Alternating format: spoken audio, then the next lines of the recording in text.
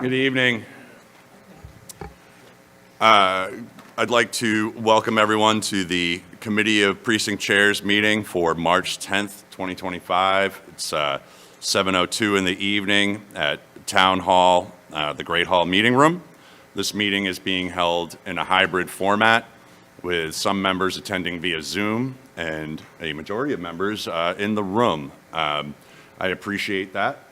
We have a number of presentations to get through this evening, and before I do the roll call, I do want to let all the chairs know that the Town Hall is having some difficulties with our presentation laptop within the room.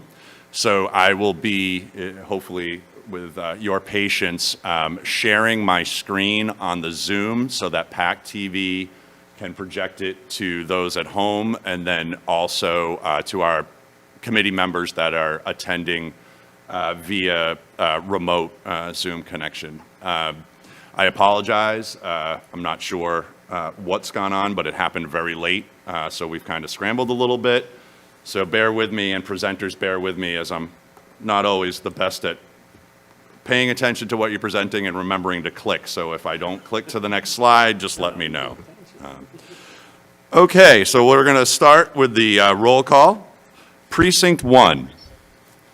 Christine Pratt, Precinct 1. Precinct 2, myself, Matt Tavares. Precinct 3. Dale Weber, Precinct 3, where it all began.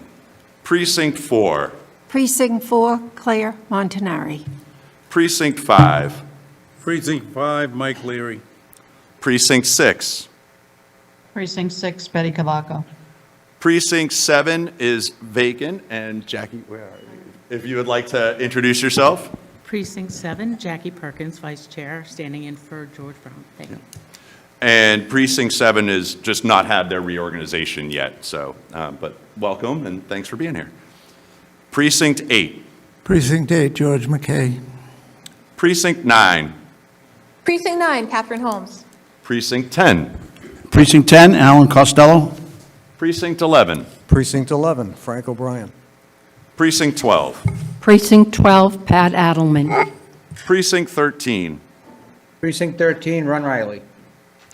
Precinct 14. Precinct 14, Tom Begley. Precinct 15. Precinct 15, where it continues, Wrestling Brewster. Precinct 16. Precinct 16, Pompey Delafield. Precinct 17. Precinct 17, Joe Hutchinson. Precinct 18. Absent. Okay. I do have a quorum here, so if you will all stand and join me in the Pledge of Allegiance. I pledge allegiance to the flag of the United States of America and to the republic for which it stands, one nation, under God, indivisible, with liberty and justice for all. Okay, thank you. In your emailed packet, you should have received a lot of materials, but also within that were the minutes for February 20th, 2025. And I'd like to receive a motion to approve. Motion to accept. Second. Motion to accept by Pompey Delafield, seconded by Wrestling Brewster. Discussion? Seeing none, I'll take the roll as we're hybrid. Precinct 1. Yes, approved. Precinct 2, approved. Precinct 3. Approved. Precinct 4. Approved. Precinct 5. Approved. Precinct 6. Abstain. Precinct 7. Abstain. Precinct 8. Approve. Precinct 9. Approve. Precinct 10. Precinct 10, yes. Precinct 11. Precinct 11, approve. Precinct 12. Approved. Precinct 13. Approved. Precinct 14. Yes. Precinct 15. Approve. Precinct 16. Approved. Precinct 17. Approve. Precinct 18. Absent, sorry. All right, so just remember that when you are going to speak, to turn on your microphone and a green light will appear.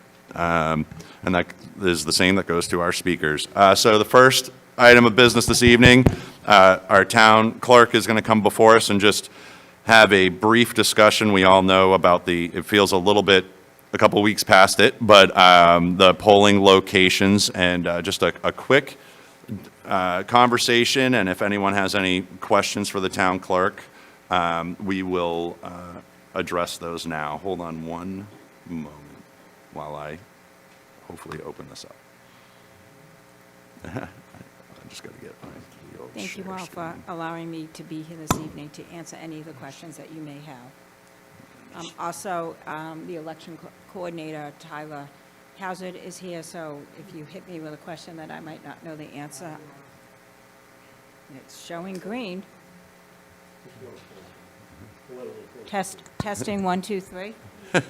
Testing, 1, 2, 3. Okay. So, if we can go to the third slide, Chairman. So as you are probably aware, the Select Board voted on February 11th to consolidate the polling locations from 14 to 5. The part of the reasoning for that was the 2022 Votes Act. 2022, the state legislature implemented everything that was in place for COVID, vote by mail, in-person early voting, all the mechanisms that we did for COVID for voting, they made a permanent.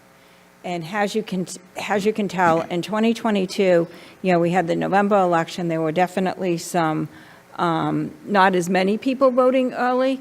We were almost even when it came to who voted early on who voted on Election Day. As well as in September of '24, it was almost an even break.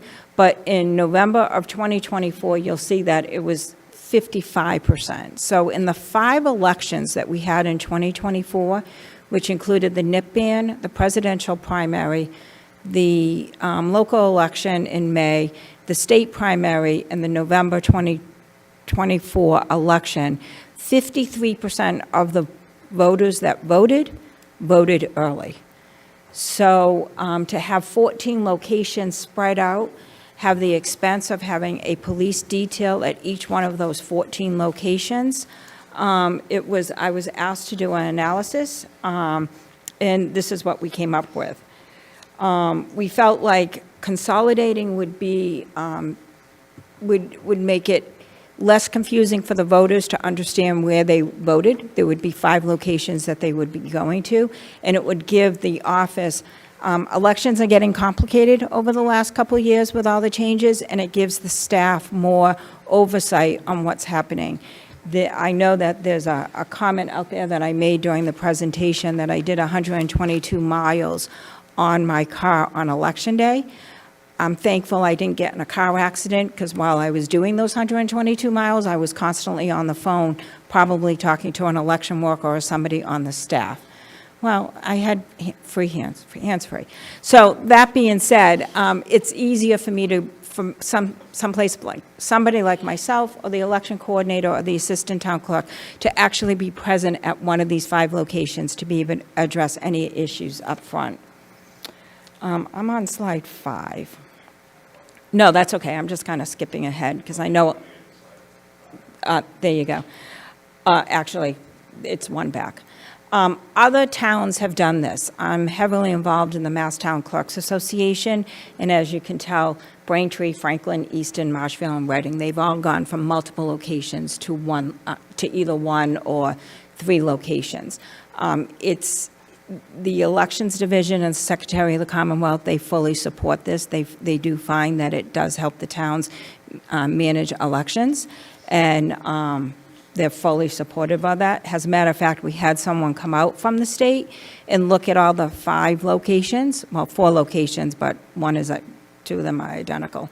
And they passed with flying colors, with that person saying that these locations could definitely handle multiple precincts at there. So this was an opportunity, if you can go to the next slide, for better election oversight, quicker speed of issue resolutions. It gives us the ability to reduce long-term election costs. And lastly, as with any election that we have on the weekdays, on the Tuesdays. The local elections are Saturday, the schools are closed, but when we have the state elections on Tuesdays, there's usually school professional development day that day, and it does lead to complications for parking in some of those locations, and this will be less conflict. If you can go to the slide 8, Matt, Jimin, I'm sorry. So the Select Board voted on February 11th to go to 5 polling locations. So PCIS will have precincts 1, 2, 3, and 4, 10, and they will maintain 18 who currently votes there now. West Elementary currently house precinct 13, so precinct 5 and 11 will be joining, will be voting at West Elementary. Indian Brook, precincts 7 and 14 currently vote there. They'll be joined by precinct 6, which is the Manomet area. South Elementary, precincts 9 and 17 vote at South Elementary. They'll be joined by precinct 8, which is Cedarville. And Plymouth South Middle School, precincts 12 and 16 currently vote there. Precinct 15 votes at the South High School, so even though it's a change, you're still going in the same driveway, you're just taking a left instead of going straight. So I think we calculated about 48% of the registered voters would have their polling location changed, and we're in the process of notifying all those voters, or all those households that have a voter in there with a postcard. Hopefully that goes out in the next week or two, and each one of those postcards will have the QR code that makes it easy for them to sign up for a vote-by-mail ballot. And we will also be conducting in-person early voting. That will begin on Wednesday, the 7th, and continue through the following Wednesday, the 14th, I think, of the dates. Wednesday to Wednesday, including Saturday, but not Sunday. The next slide. This shows the map. So the green is West Elementary, the blue is PCIS, the red is South Middle, the yellow is Indian Brook, and the purple is South Elementary. And the next slide, this is what we envision a polling location will look like when somebody walks in. Either it will have the 6 signs at PCIS, or it will have the 3 signs at the other 4 locations. What your precinct is, I anticipate having at least 1 extra staff person with a poll pad that can't check anyone in, but can look up what precinct you are. So if you walk into the location, you're not sure where to go, there'll be someone there to assist you with that. And if you can go to 2 more, the next one. So these are the savings that we're looking, with the 5, we're looking at $6,700 per election. And that's a low number at this point, because that's counting on 2 police officers at each of the 5 locations instead of the 14. And the reasoning for that, in case we need that for traffic. I would say at this one, we would probably maybe have some additional, probably at some of the bigger locations, PCIS, South Middle, maybe not for the smaller locations. But we're in the process of we'll be calculating that as we go through the election over the next 3 years. The postcards, which I mentioned, we need the barriers, we need the signs. The other thing that this allows us to do is schools do not have the room for all the election booths. There's one school that literally has them in the girls' room. So we're purchasing 2 trailers that will store all the voting booths and the ballot boxes, not the tabulators, but the plastic boxes that they go in. Those will be stored in the trailer that will be parked at DPW, and that will be deployed to the locations when it's time for setup. So it helps us with storage issues as well. And, we do know that there's greater traffic and greater voter density, and it will take more time to set up, and we'll need more worker support. But I also think in the long run, I think people, someone gave me the anecdote that there was a community that recently did this and no one liked it, but then when they went, they got to see more people than just the people that were in their precinct. They might have saw somebody from across town. And I think in the long run, I know change is hard, and I appreciate that of the voters working with us to get through this, but I think in the long run, we'll be better off for it. And I'm happy to take any questions that you have. Okay, thank you, Kelly. I will open it up to those online as well as within the room. I'm going to stop sharing my screen so I can see everybody for those online. Mr. Brewster, go ahead. Thank you for all your hard work on this, Kelly. I appreciate it, and I was fighting against it, but I can see the good things. On your comparison, all those towns were like half the size of Plymouth. So Marshfield is 28 miles. And we're- People-wise, the population is what I was talking about. Half the size, yes, Yep. but if you look at the mileage, and we're not going to 1, we're going to 5. Yep. So I really think that our 5 locations will equal what a Marshfield would look like. So Okay. that's why I'm confident that we can get this Okay, done. no, I appreciate it, and I get it. It was just the comparisons were, Yep, thank you. Mr. Begley. I was curious if using like the November 2024 election, I think you said it was like 17,000 still voted on election day. Did you project out how many people like from that election would be going to each of the 5 precincts now? Like how many thousands of people are going to just those 5 now? Yes, we did do that projection, and the great news is because the town meeting supported us having the poll pads or the iPads where we check people in, we were able to do the analysis based on how often people check in per hour in order to determine, yeah, there will be hours like the 7 a.m. hour and the 5 p.m. hour. If you choose to vote during those hours, you might have to park a little further away and make your way to the door. But but when you get into the location itself, like I'm picturing PCIS, but once you get into the location, it's like lining up at your own precinct, because it's not like you're all going into one line. You're going to be divided by your precinct. It's just the one location you're going into. And we're confident that each of the locations can handle the volume that we anticipate. One of the reasons why we presented this at this point, because it gives us this May election, it gives us next May election, it gives us next September primary election that historically has lower turnout. We'll be able to know what works and what doesn't work, and we'll be ready for the governor's race in November of '26. Mrs. Adelman, and then Mr. Costello. Kelly, do you know what precincts have the higher percentage of people who vote on voting day? Precinct 15, I forget what he said afterwards, but it's precinct 15 usually has the highest turnout. But I can tell you that for the November 2024 election, they had a 67% turnout before Election Day. Usually precinct 15 in the past elections that I've done here in Plymouth, we give them extra ballots, we give them extra staff, we give them extra supplies. When we saw that they had a 67% turnout before Election Day in November, I pulled back ballots, I pulled back staff, like we sent them to other locations, and it worked out great. I think as more and more voters know that they need to apply for a vote-by-mail ballot, they'll remember to do that every year, and that's how people will.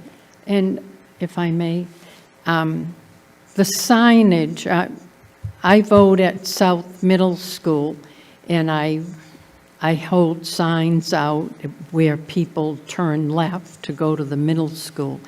And that sign was blown over. Would you have more sturdy signs showing people where to vote? Yes, the election coordinator is going to make that note for us right now, and we will make sure that the signage at that, because now at this point, everyone's going to be turning left. No one's going to be going straight. Thank you. Thank you. Mr. Costello? Thank you, Kelly. The basis for dividing up the 5 locations was geographic. Appears to be geographic. But if you were to overlay the average voters for each of those precincts, and selfishly, I'm asking about PCIS. There'll be 6. How many people, based on the average of the last few years, might we see at PCIS during a typical Saturday election? So in May of '23, we had 7,500 ballots cast, which was a 14% turnout. 20% of those voted early. In January of '24, which was the NIP ban, 32% voted early out of 7,100. So if you take the 7,100, that's 5,000. You divide that 5,000 by 18.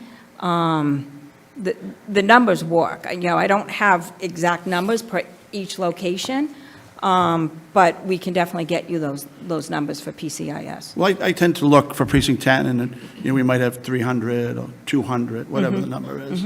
And I'll look, see where the peaks are around. But I didn't know if, you know, all of a sudden, 5 out of my 6 precincts that are going to show up there are pretty busy. So- I mean, could we see, 2,000 people try to flow through PCIS during an election? You could, but keep in mind that it's spread out over 13 hours. We open at 7 in the morning to 8 at night. So it is spread out throughout the day. That's 13 hours of being able to accommodate those 2,000 voters coming into the location. No, I appreciate that. And like you said, you're going to test it, see if it works. Exactly. But numbers weren't, We part of looked at the the numbers. We matrix? didn't, I don't necessarily have the numbers here, but we Yeah. are comfortable that that PCIS can handle the traffic for those 6 precincts. okay, thank you very much. Thank you. Okay, Mrs. Montanari. To get on here. I very much am in favor of this. Lived in Marshfield for a number of years, I think it was 26, and we were not there when they converted to one polling place. It's my understanding, a lot of opposition initially, but once it got started, they absolutely loved it. Everybody meets there, as you know, at one spot, so it went over very well. Thank you. Any further? Mr. Weber? Thank you, Dale Weber, Precinct 3. Kelly, did you addressed police coverage? Mm-hmm. And so are you taking the same amount of police officers and concentrating them in the 5 areas as opposed to the 18? No, I envision the most we would have is 5 versus the 14, 2 at each location. But I don't even see us having 2 at each location, like maybe the first election, just to make sure things are good. But, you know, when we get better at this, especially on a Saturday, you know, I don't mean to diminish the local election, but historically, we get about 7,000 voters, 8,000 voters. So I don't see major traffic issues happening. And I would hope the voters would be able to manage the traffic and park accordingly. But also, the police do double duty. They don't Yeah. just do Correct. traffic. They maintain Oh, yeah, order in the- we will always have a police officer inside the polling location. We're required to do that. But one officer at PCI, I'll use Correct. Allen's. Yes. Yeah, you can use one officer per polling location, which is currently is right now. If we have, for example, Indian Brook, where we currently have 2 precincts at Indian Brook, we have 1 police officer. And follow up, if I might, how about custodians? Custodians, I envision for the Saturday elections that we would have the 1 custodian on duty for Election Day, so that is paid by a stipend. Because they do Election Day coverage. And then what I'm also envisioning is we might need additional help the afternoon or the evening before. So we will have to play that out. We've been working very closely with the facility director at the schools on how we're going to work that out. We're actually going to be doing like a test run in April and set up a location where all the custodians and schools know what's happening. So more to come on that, on how that's all going to work out. We need the materials to even do the test. Thank you. Thank you. Any further questions or comments from the committee? Seeing none, thank you, Kelly, but you don't get to run away. I know. Thank you very much for that time on that. I appreciate being able to present that. Sure. So up next is, and thank you for taking the time. I know you've probably spoken to it ad nauseum. Up next is regarding the town meeting spring special. So we're kind of jumping out of the annual meeting. Article 2, Kelly, were there materials that I need to pull up for that, or? I don't know if I actually. I don't think I did Yeah, have any. it's- Okay. I So could- then the yeah. floor's kind of yours, I guess. Thank you, thank you, Chairman, for allowing me to cover both subjects, so I don't have to come back a second night. So upon looking at the budget, as we were preparing for the spring special town meeting, I realized the town clerk's office pays for all the postage in the town, that anything from retirement to DPW to excise, tax bills, you name it, it's, the postage comes out of one account that is through the town clerk's office. So all of a sudden, I realized that I'm running really low on postage. And I did some research, and for comparison purposes, to mail a letter in January of '21, it was 55 cents. It's now 73 cents to mail a letter. So all the tax bills that we're sending out, for example, that estimate went up $17,000 from what we spent last year for what we have to spend this year. The excise bills, the water bills, the sewer bills, the demand notices, that went up. We've already spent what we spent last year, and we still have to get through 4 months. Recreation does their mailing. The census, we mail out a census form. I hope you all got it and signed it and sent it back to us. And those go out, and we have more households in the community than we've had in the past. And, just mailing things, like mailing, examples that I have is the tax bills, the water, sewer, excise. The assessors need mailings, the voter registration notifications that the office has to do, dog licensing, the planning and ZBA certified mailings for any type of project that's happening.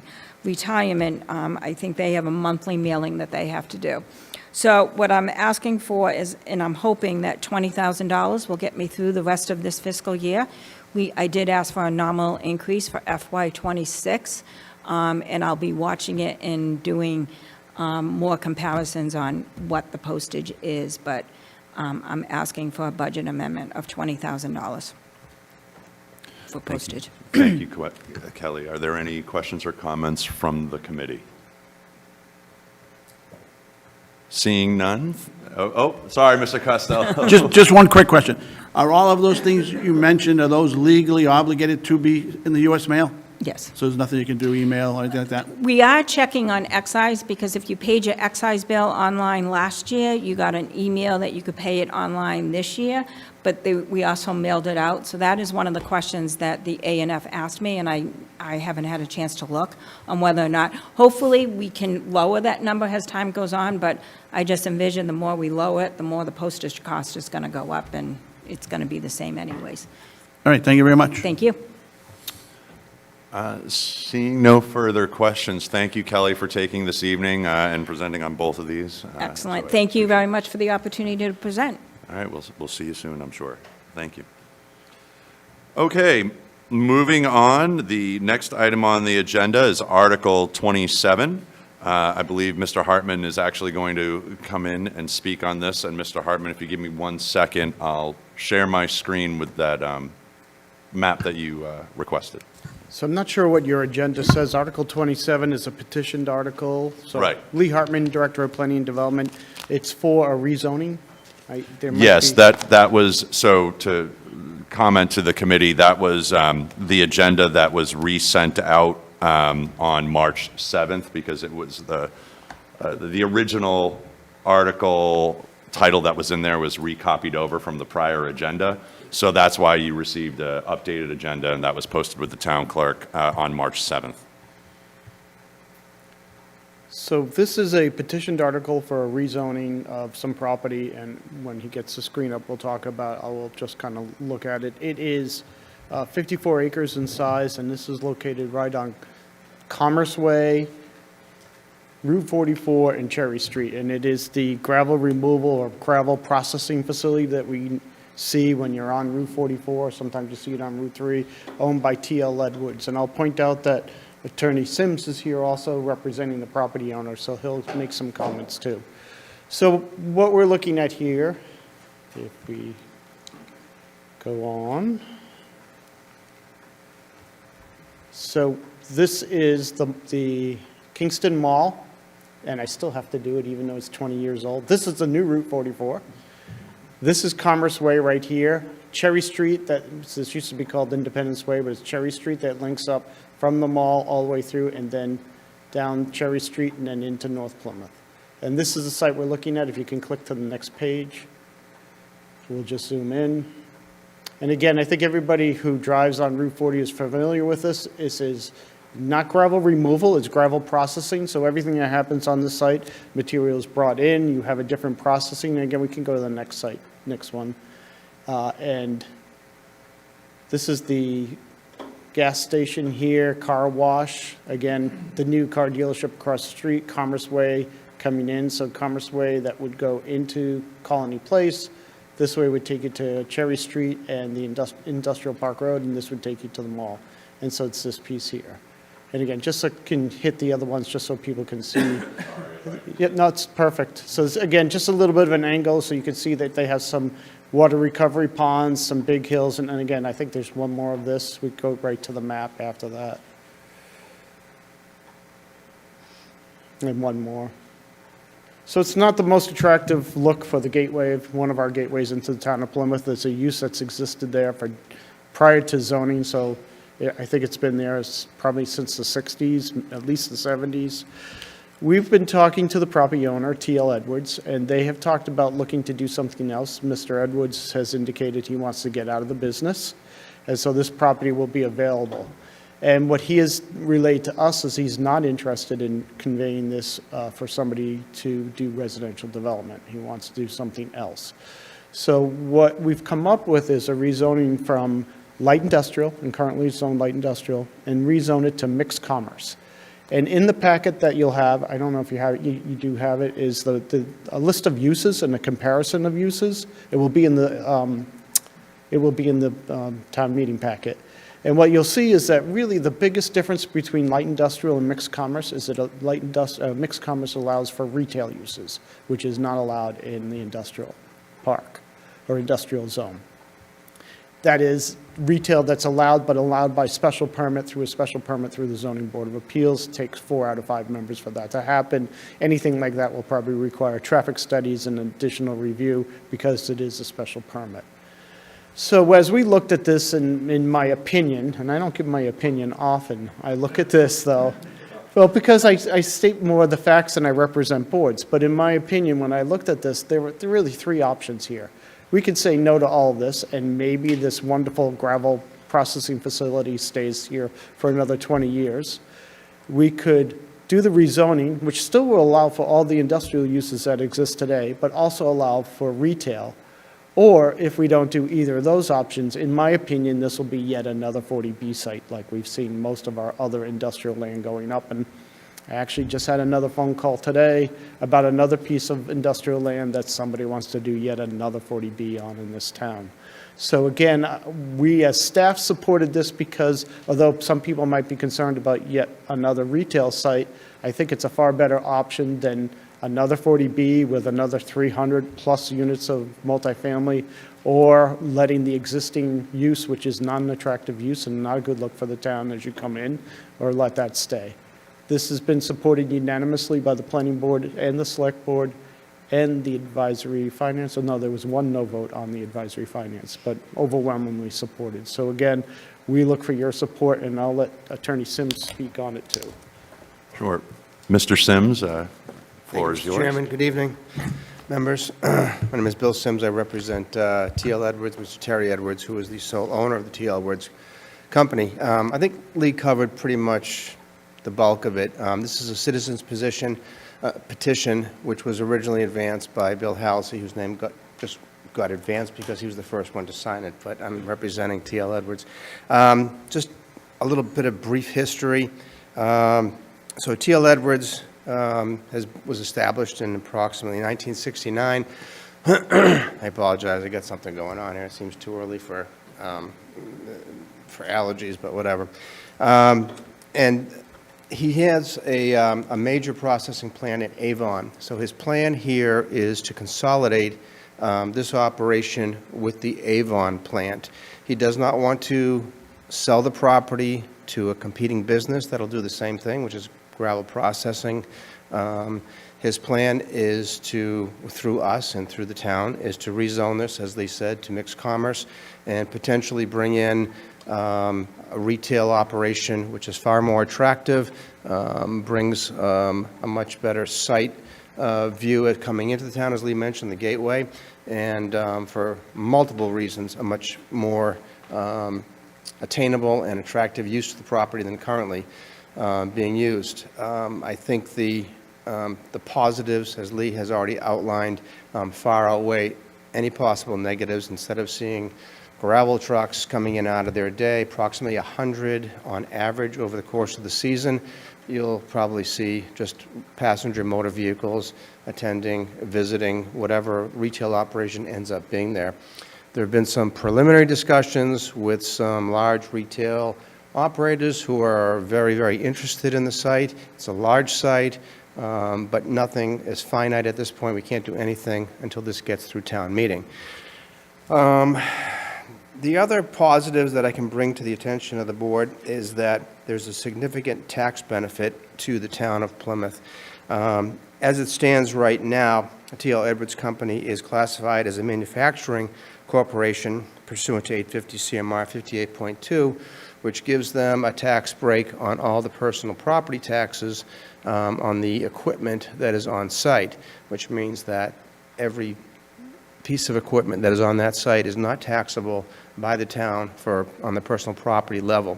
So once this gets rezoned to MC, then whatever goes in there is going to be another tax benefit to the town. So again, another positive. I don't think there's a whole lot more that I can offer unless there are questions from the board members. Sure, I'm just going to stop sharing my screen unless someone needs to refer to the map so I can see everyone else online. Thank you, Mr. Hartman and Mr. Sims, and I open the floor to the committee members online and in the room. I'm going to go with Mr. Brewster and then Mrs. Adelman. Yeah, thanks for coming. What's the timing that you're looking at this? It's all dependent upon when this, and if it does pass town meeting in April. So if it passes. If it passes. If it passes in April, then things will ramp up fairly quickly, I think. Mr. Edwards wants to, like, as I said originally, consolidate the operation, so he'll start moving things fairly rapidly, and then the courtship for retail opportunities will get underway in a fairly rapid fashion and in earnest.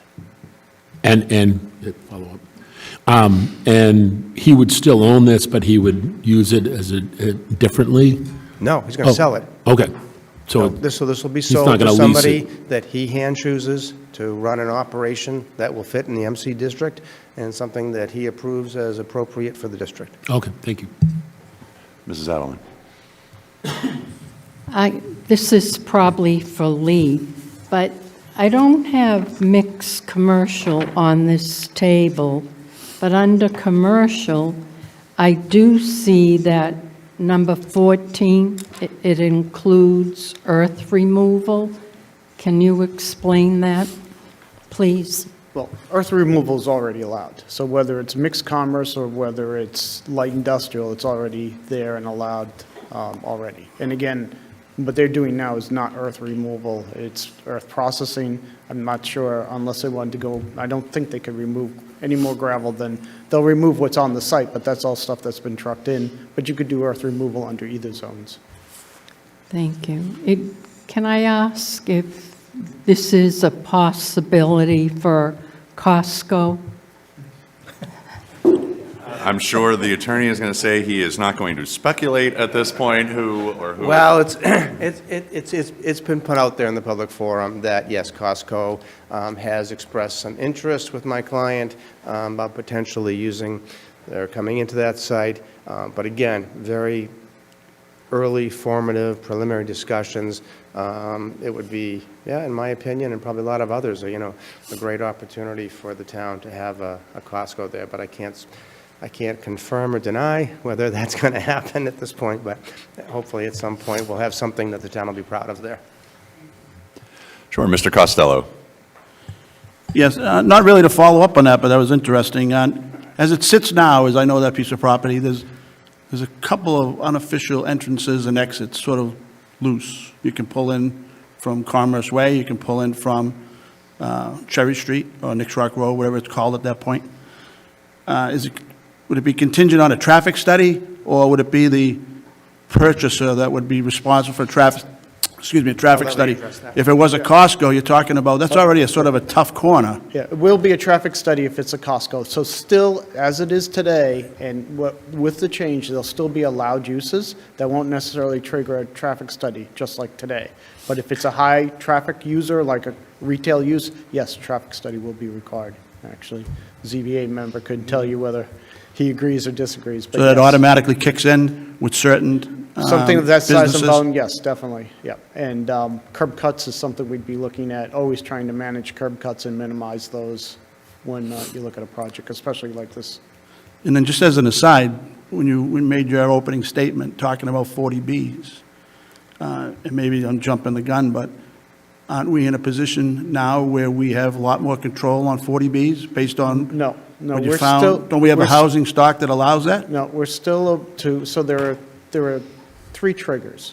One trigger would be that if the ZBA approves a development with 100 and some, don't hold me to the number, something like 150 units would get us what's called a 1-year safe harbor.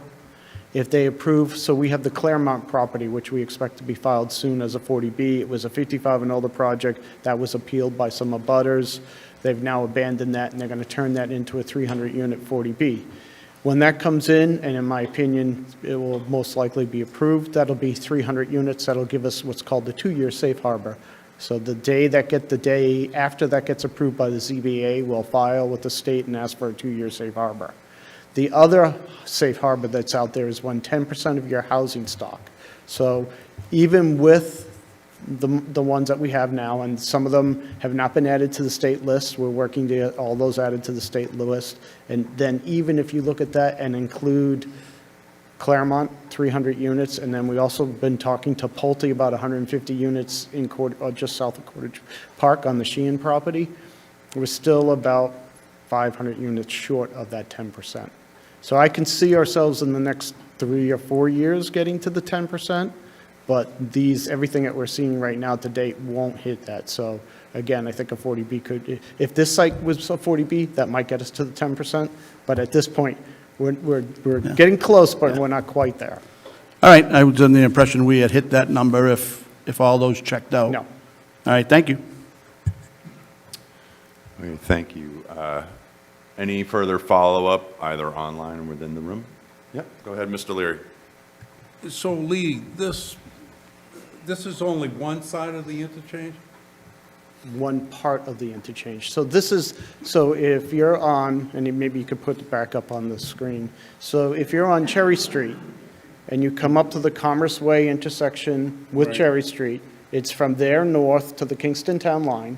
If you take a left on Cherry Street, it's from there all the way to Route 44 interchange. So if we look at that, go to the last one, please. There's a delay Yeah, between yeah. me clicking and the Zoom, so. But you have to be proud that even with glitches, we can still make these things work. So I still have to do it. The 20-year-old new Route 44 right here. This is the ramp. So if I'm coming from, this is Colony Place. So if I'm coming over the Route 44, I just pass it. So if I wanted to go to Taunton, I'd be going here. If I wanted to go to Plymouth, I'd be coming off this. And so I'm going over it. And the property is this piece here, Kingston Town Line. This is Cherry Street.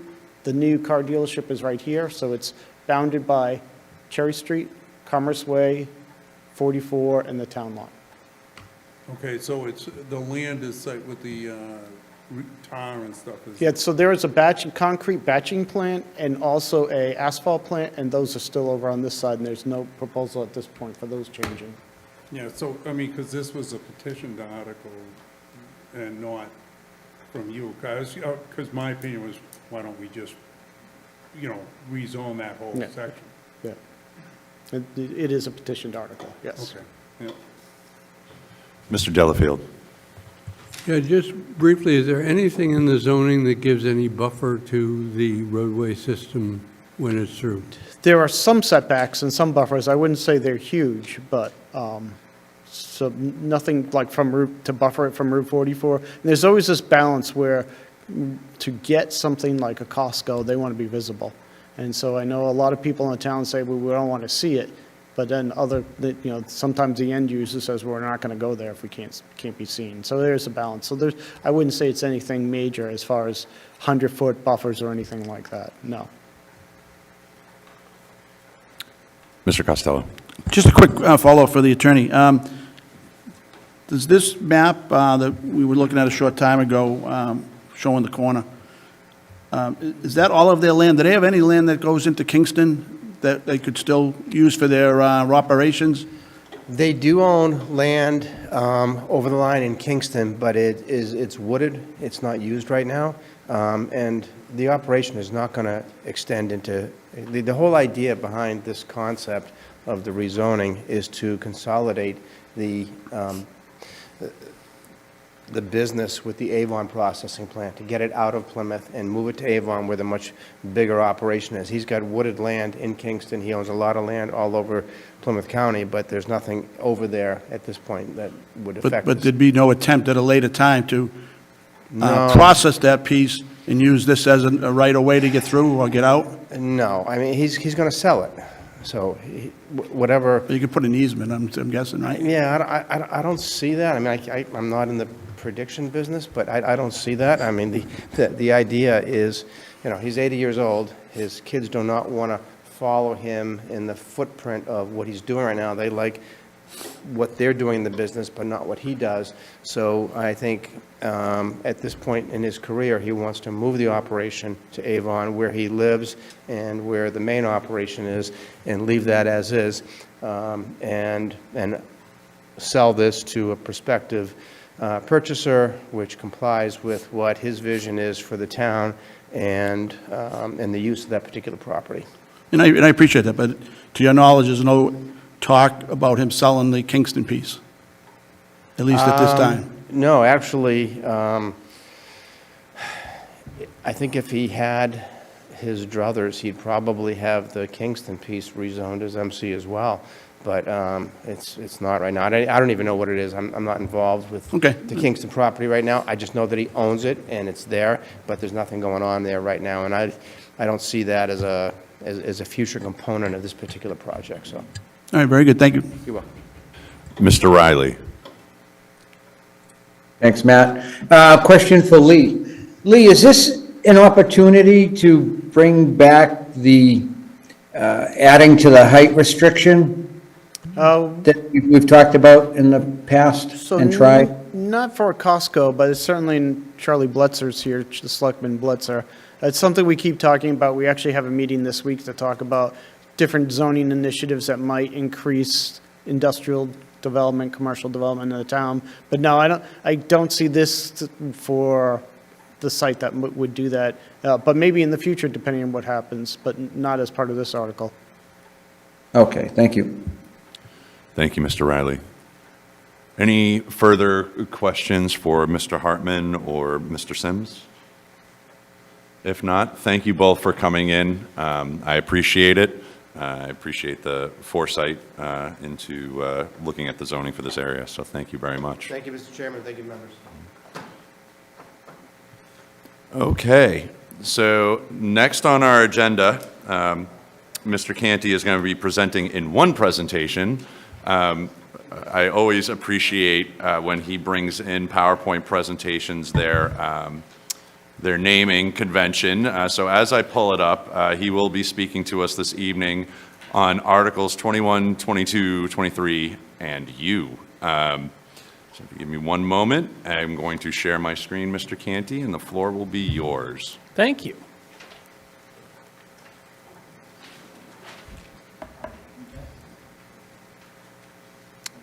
Okay.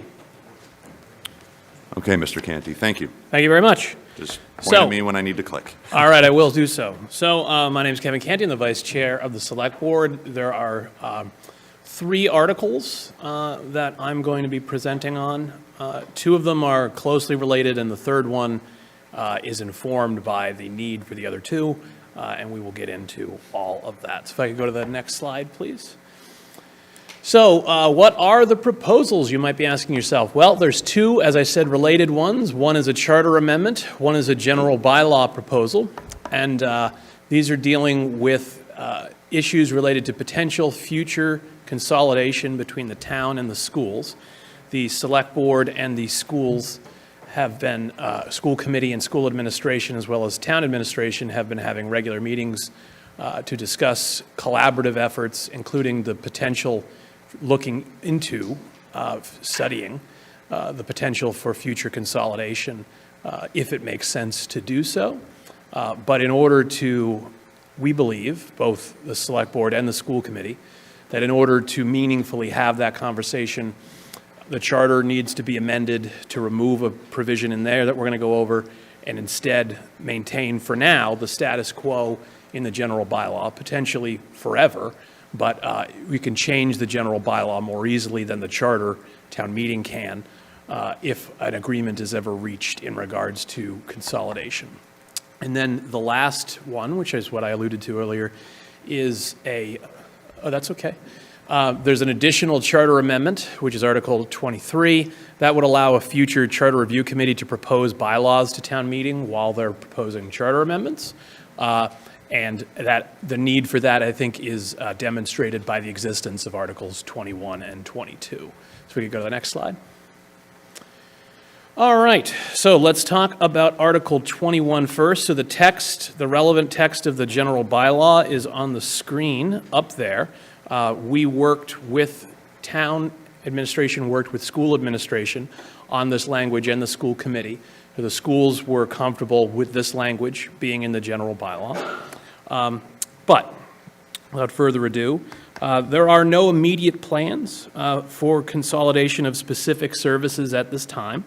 But the two sides, the select board and the school committee, and the administration on both sides, have agreed to study the issue. Prior studies on the topic of consolidation have happened many years ago as part of attempted consolidation efforts that never came to fruition. But given today's ever-changing world, we believe there may be new benefits to the town, schools, students, and residents if consolidation were to be explored today.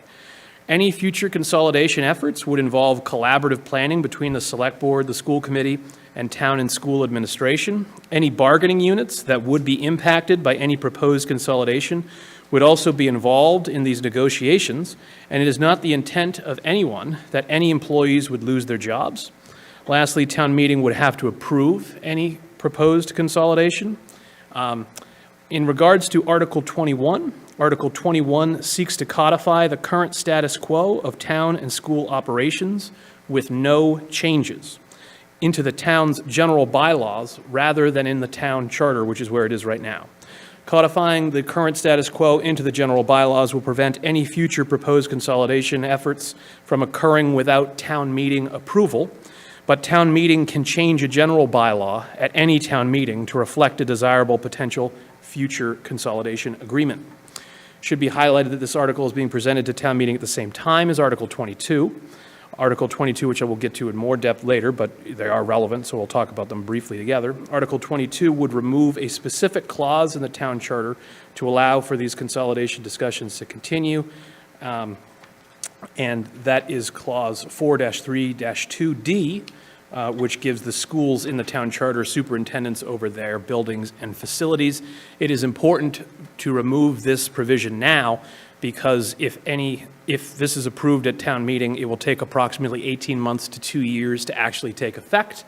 And we want the ability, we want to start that clock going while we're studying the potential for consolidation so that in the future, if we ever reach an agreement, it's just a matter of the quicker time frame of changing a bylaw, which takes about 90 days after a town meeting is adjourned to take effect. If Article 21 and 22 are passed, it is possible that no future agreement on consolidation is reached. If that is the case, the current status quo will be forever maintained in the town's general bylaws. And further, if a future consolidation agreement is reached between the town and the schools, but town meeting is not in favor of the agreement, then town meeting can refuse to alter the general bylaws to reflect the nature of that agreement, and the status quo would still be maintained. Passage of Articles 21 and 22 will give town meeting the final say on the potential for future consolidation of town and school services, rather than leaving that up to the state legislature. And again, this was language that was approved by the school committee and school administration. If we could go to the next slide, please, on Article 22.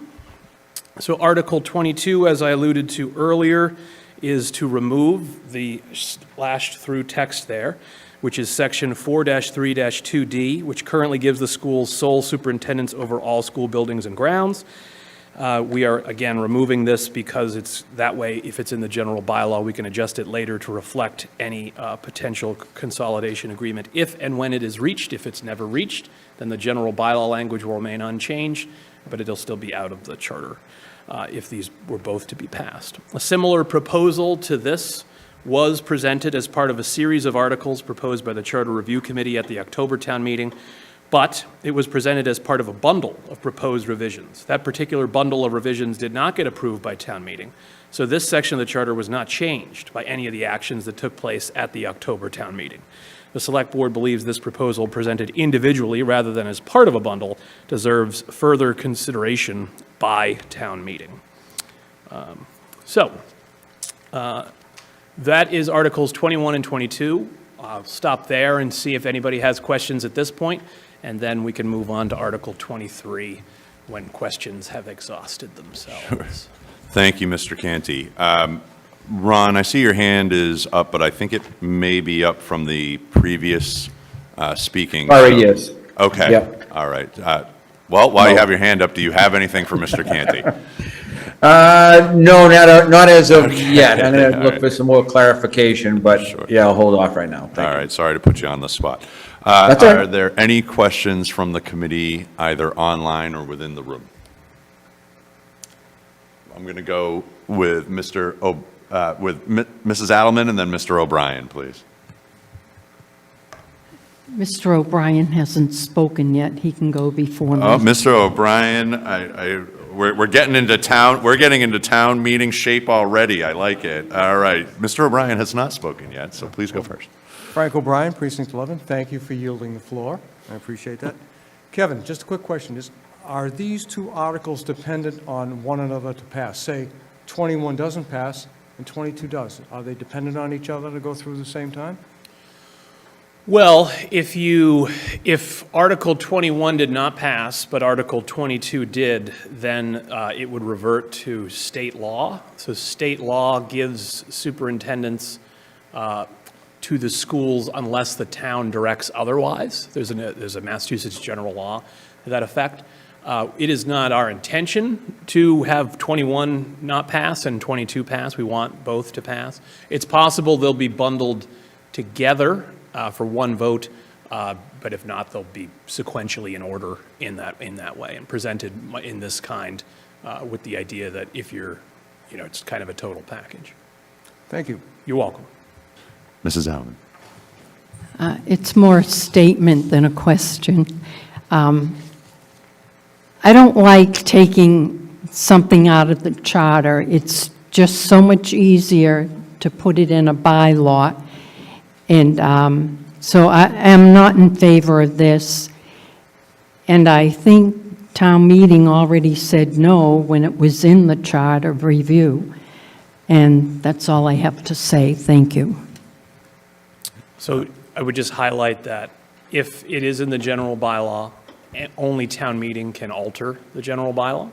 So if you take it out of the charter and put it in the general bylaw, you're not losing any power or protection. You're actually securing your own and taking it out of the hands of the legislature and having to wait for the legislature to reflect any future agreement. So the town, select board, planning board, school committee, and the administration on both sides, none of them can ignore the general bylaw. We have to comply with those.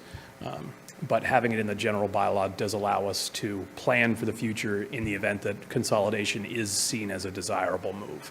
We've talked about the potential for consolidation of IT services, of facilities, and HR have been thrown out as possibilities, but no specifics have been reached on any of that. So you're likely going to see a feasibility study to assess whether there are efficiency savings, not cost savings, but efficiency savings by having the efforts consolidated.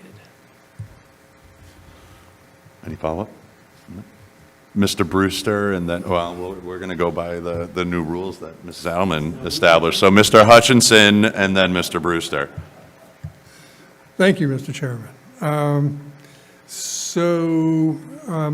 A lot of this has to do with the definition of facilities. And you mentioned, I always hesitate, and in fact draw a pretty bright line between the school's budget and the town budget. And, Right. DPW is a little easier to understand. I mean, but it strikes me that you don't need really to negotiate either charter or a bylaw if what you're doing is shoveling snow, which is what generally gets used as the example. So, I would say that you could write an MOU, for example, and go ahead and shovel snow. So I'm failing to see the need for either a change to the bylaw or introduction of a bylaw or change to the charter. As to HR and Facilities. and IT, I think that the function of town IT is very different than the function of the school's IT. They're very much more public-facing in the sense that they work with parents and the kids and a curriculum. Joe's shop is focused on what I think of as big iron and providing services that actually keep us safe as a town with respect to our information and the town's viability. And also with training. He trains town town administration kinds of folks. So to me, the HR and, I haven't talked about HR, but I could. The sense I get is that this could go by with a simple MOU, and that's sort of where I stand on it. It Thanks. could not, just so we're clear. The type of things that we're talking about would not be achievable through an MOU. Can you give examples?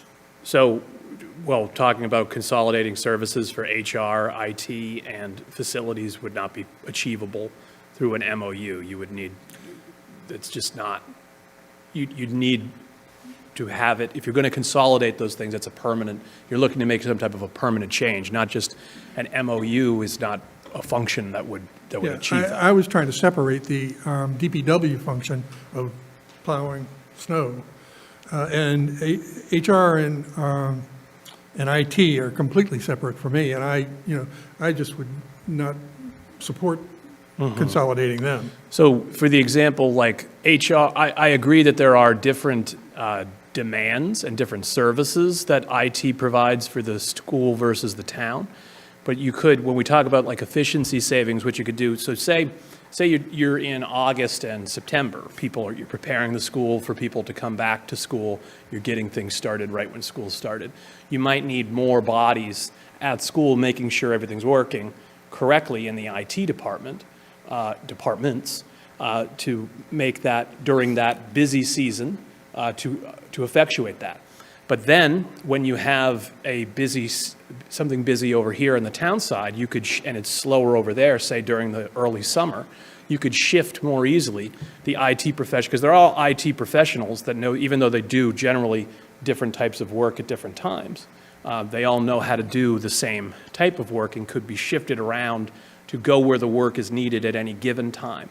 You could do the same thing with HR, and candidly, with facilities is keeping care and taking care of the buildings. But again, there's times of the year where certain buildings need more TLC, and there's times where certain buildings need less. So being able to shift those people around to go where the work is and the demand is, that's what we're talking about, the efficiency. We don't think there'd be a cost savings.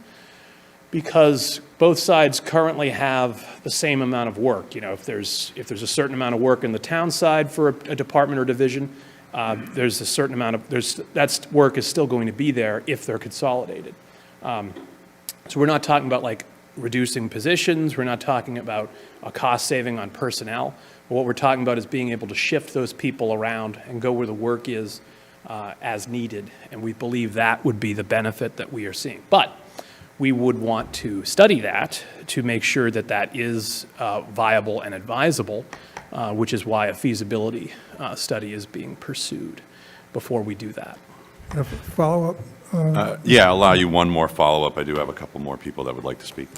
Yeah, well, I've only spoken that one time. Well, you can come back to it. I see your hand up, Ms. Pratt. I'm going to go to Mr. Brewster because I believe he wanted to speak to what Mr. Hutchinson, one of the pieces that he alluded to, and then I'll go to you, Ms. Pratt. Yeah, that's fine. Thank you, Mr. Chair. I can defer for now. Yeah, go ahead, Mr. Brewster. Thank you, Mr. Chair. I know Joe, who manages the IT at the town, and I know Alan, who manages the IT at the school system. Both of them know that the town manages the infrastructure for the school. So there is a lot of cross-reference that they could do and could work together very well. Back to the article that you're, do you feel that had the article been separated at the last time it came around, do you think you had enough support that that would have passed? And do you think that, you know, now you have the support of town meeting? Mm-hmm. Well, I'm here trying to get it. Yeah, no, I'm so- just asking because it's important. Yes. What's the difference? Right. Well, as I said, like in my presentation, it was part of a bundle, and it's hard to discern the way that chart. I was not responsible for how the charter was presented or subdivided out. How it was divided out made it confusing to gauge like whether people liked what the things they didn't like in a particular bundle were, let's say. And it also made it harder to digest the issues on a singular basis and have a meaningful discussion about just these types of proposals, you know, one line. Like I remember the prior charter review that we did in 2018, thereabouts, there was like 35 separate motions under the charter for like individual line changes. Which was, and not all of them passed, but they were easier to digest. So if I had presented the charter, which again I didn't, I would have divided it in that way to make it little fun-sized bites rather than, you know, big heaping hunks. I'm looking forward to having a discussion on this particular article. Yes. And we didn't have that discussion Correct. last time. And I think, consolidation, the potential for consolidation has been discussed for many, many years, and the potential benefits for that. Thank you. I'm going to go to Ms. Pratt. Thank you for waiting, and then Ron Riley. So I'm going to consolidate my questions here. My first one is, should future consolidations happen, are the expense of those still, how are they going to be reflected in the budget?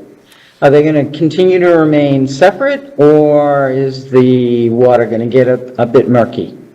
So, and my second question is, at town meeting, is there going to be somebody from the school committee who speaks in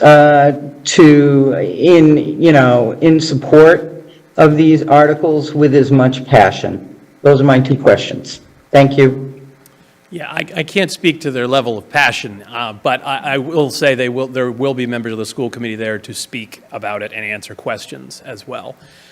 In regards to where it would be appropriate on the budget, if a town service was moved over to the school side or vice versa, then the budget would be wherever the consolidation flows into.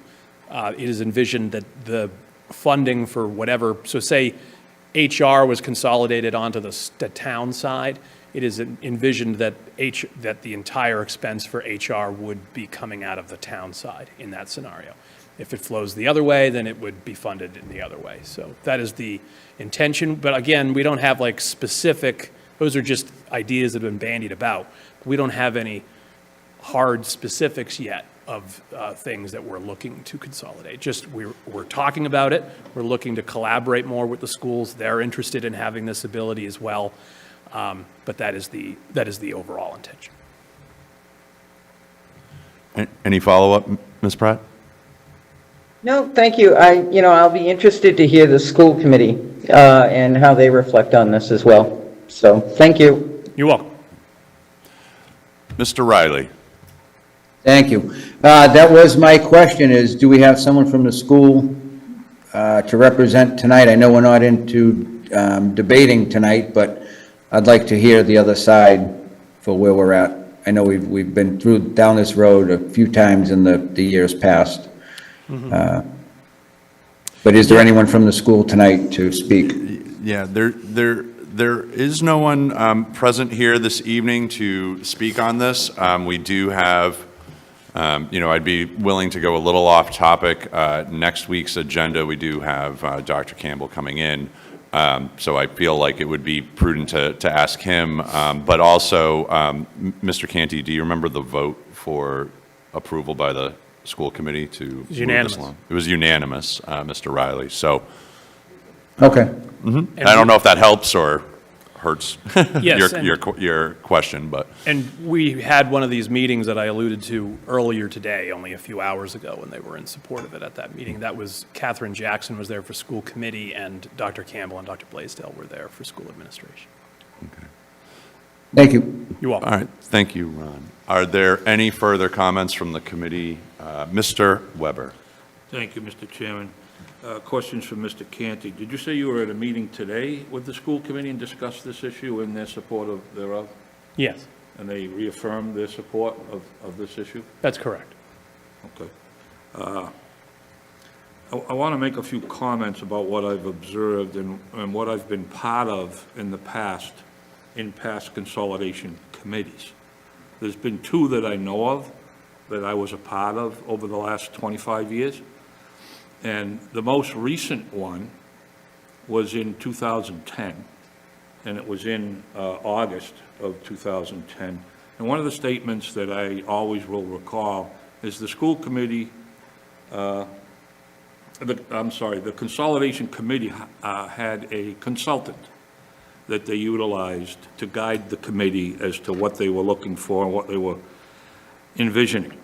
And his statement was, and he opined that larger committees such as Plymouth should not consolidate school business functions with town finance functions. And when questioned further on his opinion, he explained that his professional opinion was one that was shared by the Department of Revenue and the Department of Education. Now, we all know what's going on at the federal level with the Department of Education right now. There's a lot of balls up in the air and a lot of juggling going on with that. So I'm wondering if that would have an impact on what, for instance, if that passes and the president and his assistant gets the will that he's looking for and they dissolve the Department of Education and it reverts back to the states, we would be looking at more of a local option as to what to do there. But I wanted to talk about the intention of Mr. Canty and others as to the goals and ambitions of what they hope may come out of this in the discussion process, and that is the sharing of people on either side of the equation. And I just want to try again, I've tried once before at this committee, to dispel what some people think is that the school department has 80 people that do building maintenance, and the town has 5. So the town would benefit from building maintenance if they did a consolidation. The reality is that the school department has 6 building maintenance craftsmen, including carpenters, electricians, HVAC people, and plumbers. The town currently has 2 construction supervised licensed carpenters and an apprentice. What the school has, and it is often confused, is they have 80 building custodians, and they just do the basic custodial tasks of a building. They vacuum, they wash windows, they empty trash, they clean bathrooms. So there's a misconception there, but I do want to say that having been an employee representative for a number of years, I've seen both sides of the operation and how they operate. The school department has 1,500 employees and a number of buildings. The town has 500 employees and more buildings. So the town would clearly benefit from a lot of this consolidation and employee sharing to the detriment of the schools. And the schools are focused on education criteria and providing good, healthy, safe buildings for the education process to take place. The town does many other functions totally unrelated to education. Both parties share in any assistance that is needed. And I know that assistance comes frequently in IT. I know that assistance comes frequently in building maintenance. For instance, if the town needs a plumber and our plumber in the school department is available, there's mutual assistance that takes place. I know the DPW helps out in major snowstorms. Anything over 8 to 10 inches, it gets difficult to plow. DPW now helps out in that venue whenever they can. So all I'm saying is, I, as a frontline, boots on the ground guy for 39 years and an employee representative for that amount of time, I don't see a problem with, that would benefit both sides to the consolidation. I just see an issue that people want to look at and determine if there is a problem.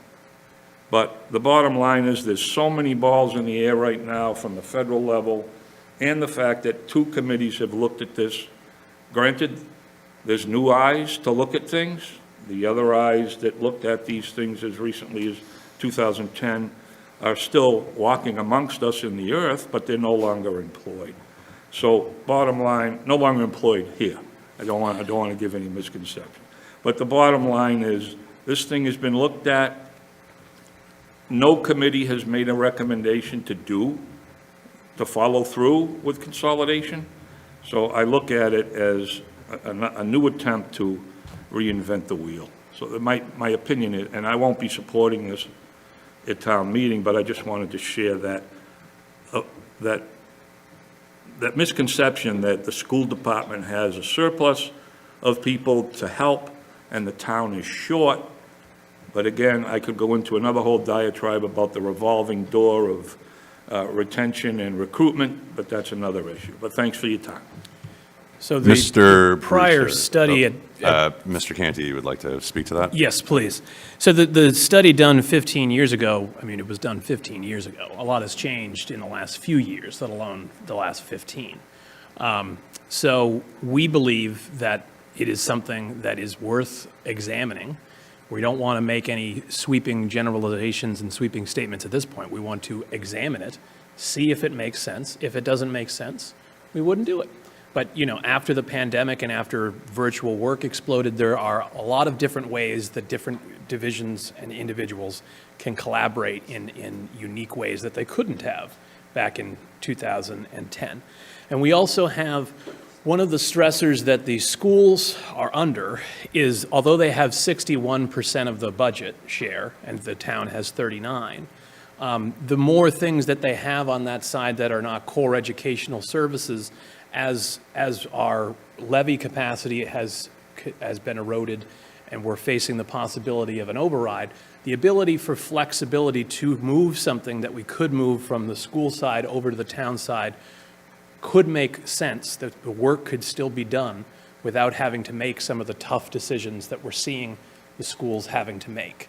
The important thing for both the town and the schools is the maintaining of services for residents and students. But we need to be more flexible in the operation as the money starts drying up. Because I don't think, you saw in the November election that a lot of people voted with their wallets. And I think that with the cost of things right now, I think if an override were on the ballot right now, it would be very tough for us to get that passed and to make a case that we've tried everything else, but we need, if we're going to ask the voters to ever support an override, I think we need to, before that, make a case to the voters that we've done everything we could before we asked them to pay more taxes. And unless and until we've done that, we are playing chicken with the voters, and the cost to that will be services, and will also be, because the highest expense on both sides is personnel, that if an override vote fails, that could lead to the loss of jobs, which we do not want. So we're trying to avoid that. Both sides are trying to avoid that by having this flexibility. Thank you. I'm going to go back to, in order as I've seen it, Mr. Brewster, and then Jackie Perkins, and then Chris Pratt. Yeah, just in the interest of having a good conversation, because I like this conversation. What I see when I look at consolidation is not so much boots on the ground and workers. I would say that the school is really good at taking care of their buildings. And I would say that the town is not great at taking care of their buildings. That's the consolidation that I'd like to see is great minds working together and consolidating that way. I think that the school has a great IT system. I know Alan and I know Joe, and I know the collaboration they do now, and it would be great to be able to have that flexibility to look at, I see more managerial and administrative consolidation than I do feet on the ground. That's just my 2 cents for the conversation. Yes, and I do think, like I said earlier, like the ability to send people where the work is needed, that would have a benefit on both sides. I do not think either side would lose out by the consolidation effort. I think both sides would benefit from the enhanced flexibility. Ms. Perkins. Hi, Kevin. Hi. I'm just curious as to why this requires the school to give up sole superintendent over all school buildings and grounds, because if they're cooperative, as you say, then the superintendent and the school committee can make whatever kind of concessions that they want. Whereas if we're in a different period of time and there's austerity and there are competing interests, what provision in this are you making for that scenario? And who makes those decisions? Sure. When those things come up? Sure. So although we're taking that sole superintendent's language out of the charter, the general bylaw maintains the current status quo. So operationally, there would be no change if Articles 21 and 22 were to be passed. It would just allow in the future, if a consolidation agreement were reached, it would allow town meeting to review the general bylaw, a revised general bylaw that would be reflective of whatever that consolidation agreement was. So if, for example, IT got moved from both sides into one, that would be reviewed by town meeting. It would not be something that the town or the schools could unilaterally do to each other. It would have to be something that was passed through the same process that this bylaw is being passed by. So there's still those protections and provisions for it, and it would require negotiations on both sides as well as with any affected employees at the time, to the extent that they would be affected. Thank you. You're welcome. Ms. Pratt? So I'm a bit confused because it sounds like we're requesting a charter changes to allow further discussion about consolidation activities between the town and the school. I guess I'm confused as to why there isn't one solid opportunity that's been investigated that could shed greater light on, how this is going to be successful. So you know, we can today, I mean, there've been a number of conversations between the town and the school on this is a good thing. And there are potential opportunities for IT or HR. I think those were examples that were given. Yes. But why didn't we take it one step further, so to ensure a successful vote at town meeting, and say, you know, we've looked at HR and this is what we think we can do, and provide some additional details. I just think this charter request is a bit ambiguous. It doesn't kind of show us, there's no crystal ball as to how this is going to work. And I can appreciate that we think today that there'll be no you know, both sides will benefit. But I'm just confused why we don't have an example that's solid that you could use with all the discussions that have taken place between the town and the school committee. So the way that we've discussed it was we are planning on having a feasibility study conducted that is likely to happen in the October town meeting warrant, under it'd be a capital request for a study of that nature.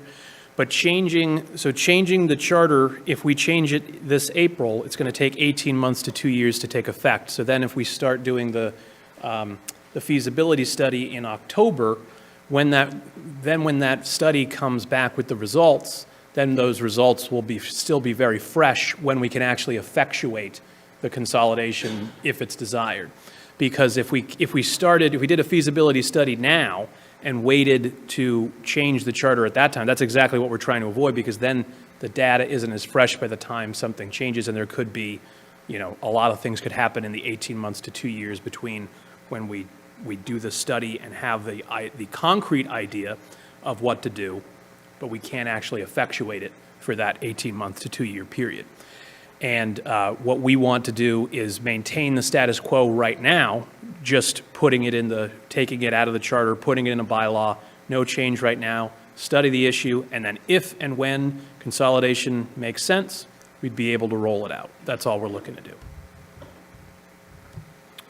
Any further questions or comments from the board? I do have a member of the public online with their hand raised. Typically, I would say, you know, that they could wait till public comment or show up at town meeting in April. But I am going to take Mr. Levin because I know he was involved with the Charter Review Committee as well. So, Mr. Levin, I would just ask that you keep your comments or questions brief. Thank you, Matt. I was a member of the Charter Review Committee that we had last year, and that was up for town meeting, and I was the champion of removing this, as I call it, paragraph D, subsection D, from that part of the charter, and my motivation is to remove that as a barrier. All we're doing is, and what Kevin has said many times tonight, is to take this out of the charter, which is a very laborious process to get it approved, and move it into a bylaw, which gives us a lot more flexibility. You know, I'm a new resident of Plymouth, and I'm excited to see that things are looking to the future. You know, the past is the past. Let's look to the future for this town. And anything we can do to make this town be run more efficiently and things like this, I encourage everybody to be supportive of it. You know, the process will play itself out. There'll be lots of visibility to what the process is. So I encourage you guys to support this change, because mainly it's to give us more flexibility and remove that barrier, as Kevin said, from the charter. Because in fact, it is a barrier to doing any kind of thing like that. In theory, I believe that if you didn't take it out, you can't consolidate. The discussions are a moot point. That paragraph D basically prohibits you from doing any kind of consolidation. Thank you for your time. Thank you, Mr. Levin. I'd encourage you to go to the caucus for your precinct, as well as other caucuses, and then also get on the moderator's speaking list for town meeting if you want your opinion spread around.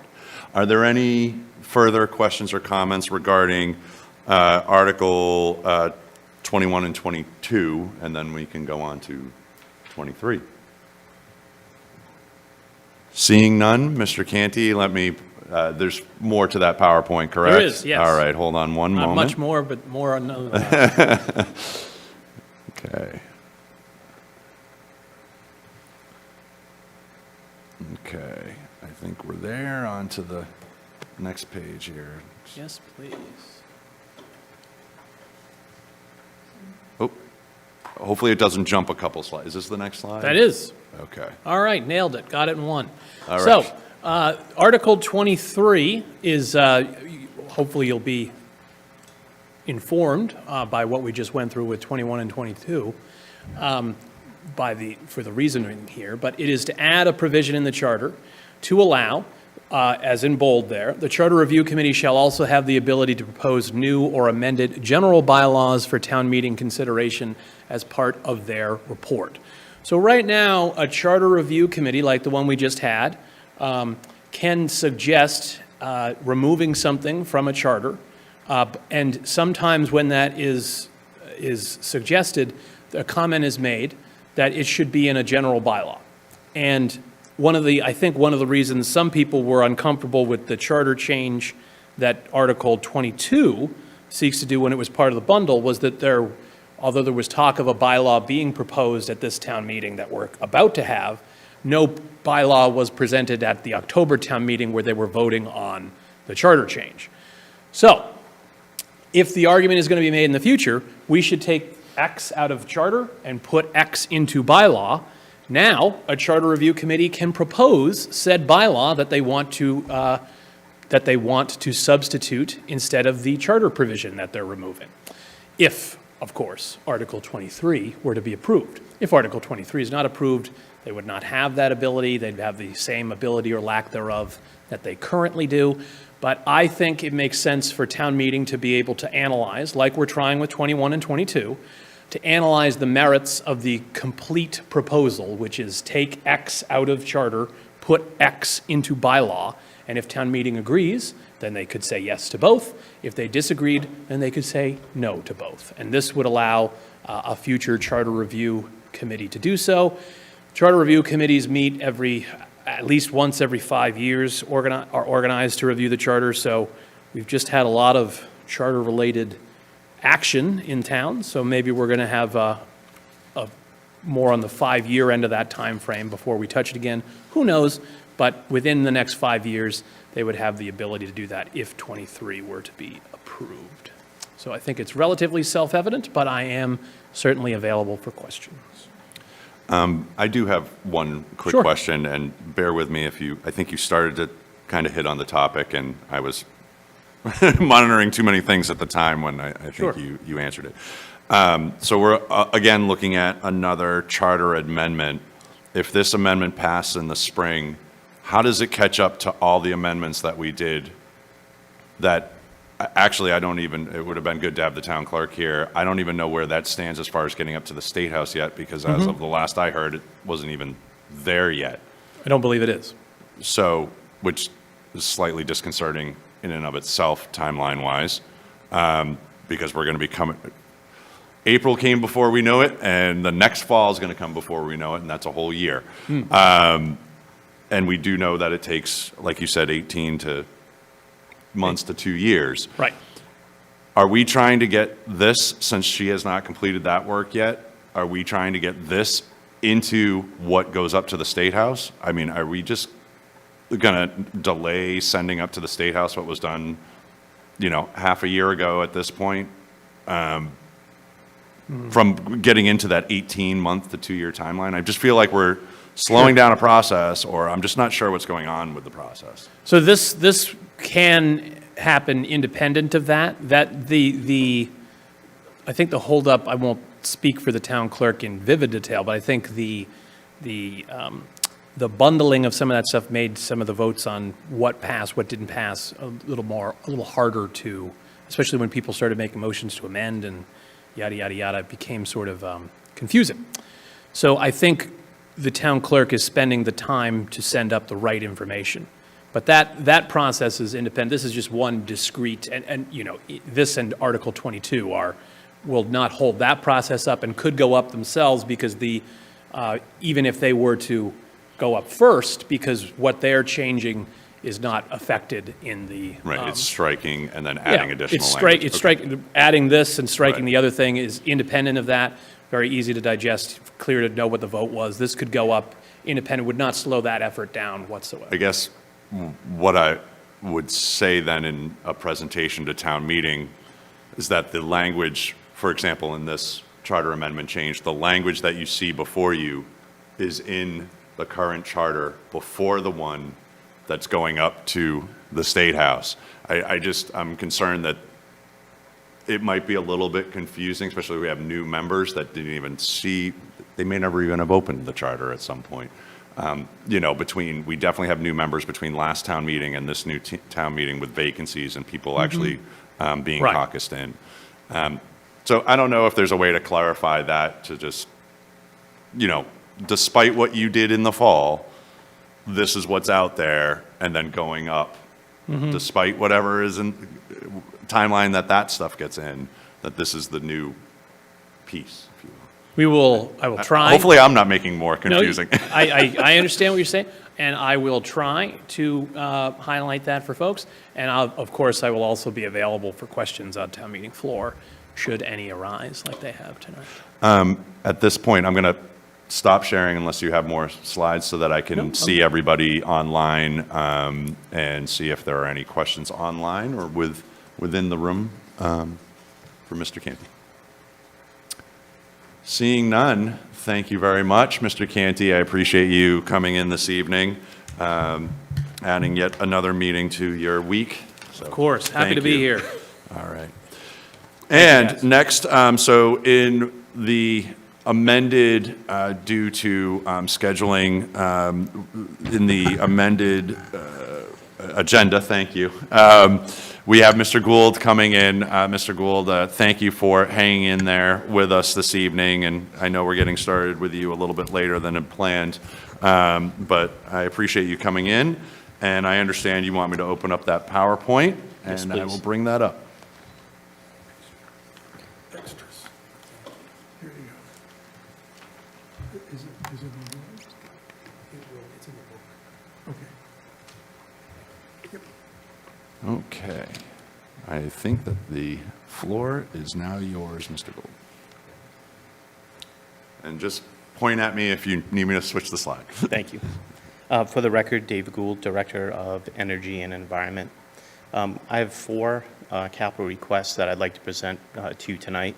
We'll start with the first one and just go through these four. So the first one is a request for dam repairs to Jenny Pond Dam. And just some quick facts about Jenny Pond Dam. It's what's listed as a significant hazard dam. There are high hazard dams, significant hazard. The significant hazard dam requires an emergency action plan for businesses and people that are located downstream. We have that in place, reverse 911 call. The significant hazard dam also requires that the town inspect it every 5 years. So we've been working through inspections, and those have indicated a myriad of different maintenance and repair work that needs to be done. I think most of you familiar with the site know that it's extremely constrained in terms of doing work out there. And what I mean by that is you have the roadway, Spring Lane, which comes in off of Summer into the park. The crest of the dam is the roadway. And then you have the grist mill immediately behind it. And you have businesses, the restaurant and the oral surgeon also within the park. So trying to get in there and do all of this work is pretty difficult. If you could go to the next slide, that'd be great. I don't know if this will play, but if you could give it a try, that'd be great. For those of you who aren't familiar, this is actually the fish ladder that runs adjacent to the grist mill. This shows it being completely overtopped. To the right is the town brook, and there's actually a weir, a small dam on the downstream side that is completely not visible. So this was back in 2019. This was a 6-inch rainfall event that happened in July, which is really odd, significant rainfall event. And the reason we took this video was, one, it shows the weir being completely submerged. It shows the fish ladder being completely overwhelmed with water. And what we had to do on the upstream side was the spillway is controlled by a series of wooden weir boards. At this time, we were working on the upstream dam, the Holmes Dam at the time, and we asked the contractor to go down with the backhoe and break a board at the top because we could not physically remove a board to release water through the spillway, which is a rather scary situation. So among the many things that need to be done is to make this dam something that we can actually operate. There's another small spillway on the downstream side on here, which you physically, and I don't have a photo of that, but you physically have to walk up to. You have to get in the brook, walk up to it, and then pull a board that's higher than your head to release water. It's extremely dangerous dam to operate, and it's very aged. If you could go to the next slide, that'd be great.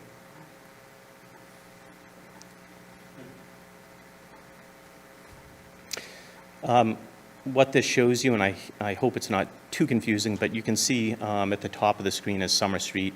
In blue is coming into Spring Lane. The gold area is actually all the dam repairs, and this is part of a larger project that we've talked about for quite some time, where there will be a nature-like fishway around the site, and then trail improvements all the way down to Brewster Gardens.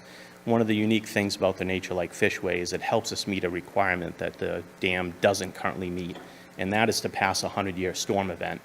It can't pass a 100-year storm event based on its limited spillway capacity, and to enlarge the spillway at this site with all those restrictions that I mentioned earlier would be prohibitively expensive. So one of the ways we looked to do that was, well, how else can you pass water around the dam to meet a 100-year storm event? Well, when we started looking at it, we thought we could do a small, what we call a nature-like fishway, but it's essentially a small stream around the mill that would also allow fish to get upstream and downstream better than they do now. So it has significant ecological value, but it also allows us to pass the 100-year storm event. And as we get to some other slides, I'll show you how that's being paid for. So I'm going to go through some of the dam repairs. When I presented this to Advisory and Finance, I'm not sure I did a very good job of explaining exactly all the work that needs to be done. But let me go through that. There are two large trees out there, or one large tree and one large stump on the downstream side, and those trees need to be removed. And that sounds pretty straightforward, except these trees are very large, and they've grown roots and stumps into all the stone masonry work. They never should have been allowed to grow to that size. We have to physically remove that because they're not allowed in earthen dams. And when we do that, it will pull apart the stone masonry walls, and we have to rebuild those accordingly. We have to change all the utilities. It has electrical, water, sewer, gas, and stormwater running through it, including the stormwater, which actually goes through the dam, which creates preferential pathways for water moving through the dam, which isn't something we want. There's a soldier pile wall on the backside of Spring Lane, the roadway that you drive into, that has failed, and we need to replace that. There's also another wall that needs to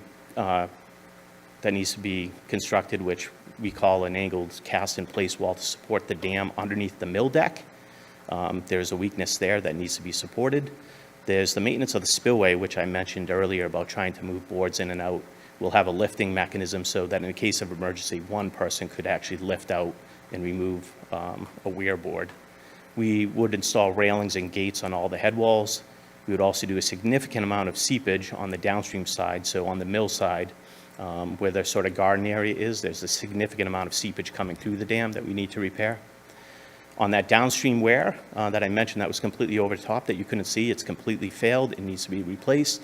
And then, of course, everything we take apart during this process needs to be reconstructed. So reconstruct the roadway, the sidewalks, all the fencing, and all the landscaping.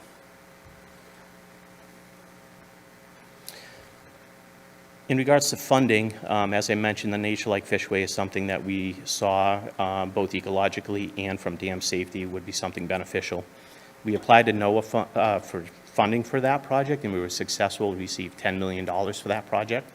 $1 million is going to the dredging that we're wrapping up out at Jenny right now, and approximately $8.9 million is going to that nature-like fishway. Important to note that where the nature-like fishway goes, whatever it disturbs, actually gets paid for out of that NOAA money. So we're replacing walkways, portions of the roadway, a sewer line, all of which will get paid for with the NOAA funds, all of which otherwise would have had to been borne by the town. I think you'll recall that there was 1.5 million from community preservation previously approved to do all the pathways. So again, where the bypass project goes, all those pathways, lighting, landscaping will be paid for out of the NOAA funds. The 1.5 million from CPA would take the work from the end of the bypass all the way to Brewster Gardens, so all of the pathways from the grist mill to Brewster Gardens are reconstructed properly. The project was ranked 4th by CIC out of the 47 projects that were submitted. And again, the NOAA funds will be covering a lot of costs otherwise borne by the town, and the CPA will fund the trail work. I think that is one last slide. Total request for the dam repairs is 6.7. That estimate in 2023 was actually 5.1. Costs, as you all know, are escalating rapidly. So those numbers are changing. And again, how we got here, all of the engineering and permitting costs to date have been a mix of state and federal grants and environmental affairs funds. So the vast majority of all the funding expended to date to do all the engineering, the design work, the permitting, has come from other sources other than the town. That is the last slide for this project. Right. And I think for ease of getting through these, I'll just kind of stop after each topic here within Article 3 and see if there are any questions or comments from the committee, either online or within the room. Mr. Costello. Thank you, Mr. Gould. Several years ago at town meeting, we sort of celebrated that we had all the dams either removed or under control. How many dams do we still have under the town's umbrella that you have to take care of like this? So we own Jenny. We own one out at Russell and Sawmill out in the North Plymouth Conservation Area that had some repairs a few years ago. We own the dam out at Store Pond, that little pond that leads over to Cordage. There's a small dam that we own out at Island Pond, out behind the Great Island development at Pine Hills. And then we own one on Eel River. And so I'm assuming you remember that period of time where quite a few dams were taken care of and problems Yes. resolved? So we have 5. I think I did that correctly. And when I started, we had 16. So 16, so now we're down to 5? Correct. And just because I honestly don't know, what is the benefit of that dam that you just showed that gets run over? What would happen if it wasn't there? Enlighten me, what would happen? So, no, it's a great question in that there were 5 dams upstream of this one that we've removed for that reason. They didn't serve a purpose anymore. They may have produced hydropower and had a mill that operated because of that. They didn't function anymore, so we were just sort of left with this liability that impeded fish passage and, had contaminated sediment in the impoundments, and we wanted to clean all of that up. This one we proposed keeping mainly because of the historic reasons of the grist mill, the fact that it was in a public park, and that there was historic and archaeological value there. As you know, this entire area is in a federal historic and archaeological district, so we felt it was appropriate for those reasons to fix this dam rather than remove it. The question came up at Advisory and Finance, what would be the cost be? Because typically removing a dam is cheaper than fixing one. That's Makes yet sense. another reason why we tend to remove them. But again, we felt that it was appropriate at this location with all the history and all the archaeology to keep it in place. All right, thank you very much. You're welcome. I'm going to go to Ms. Pratt. Oh, I'm sorry. Miss Adelman and then Ms. Pratt.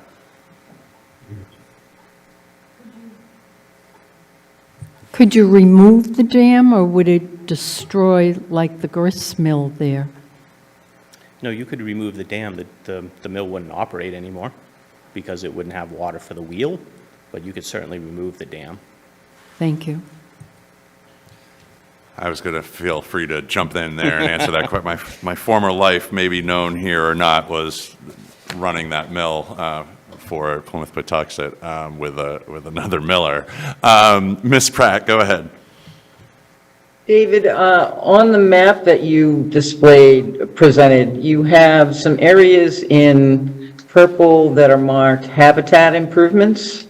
Yes. Can you just provide some additional detail on what those would involve? So, Please.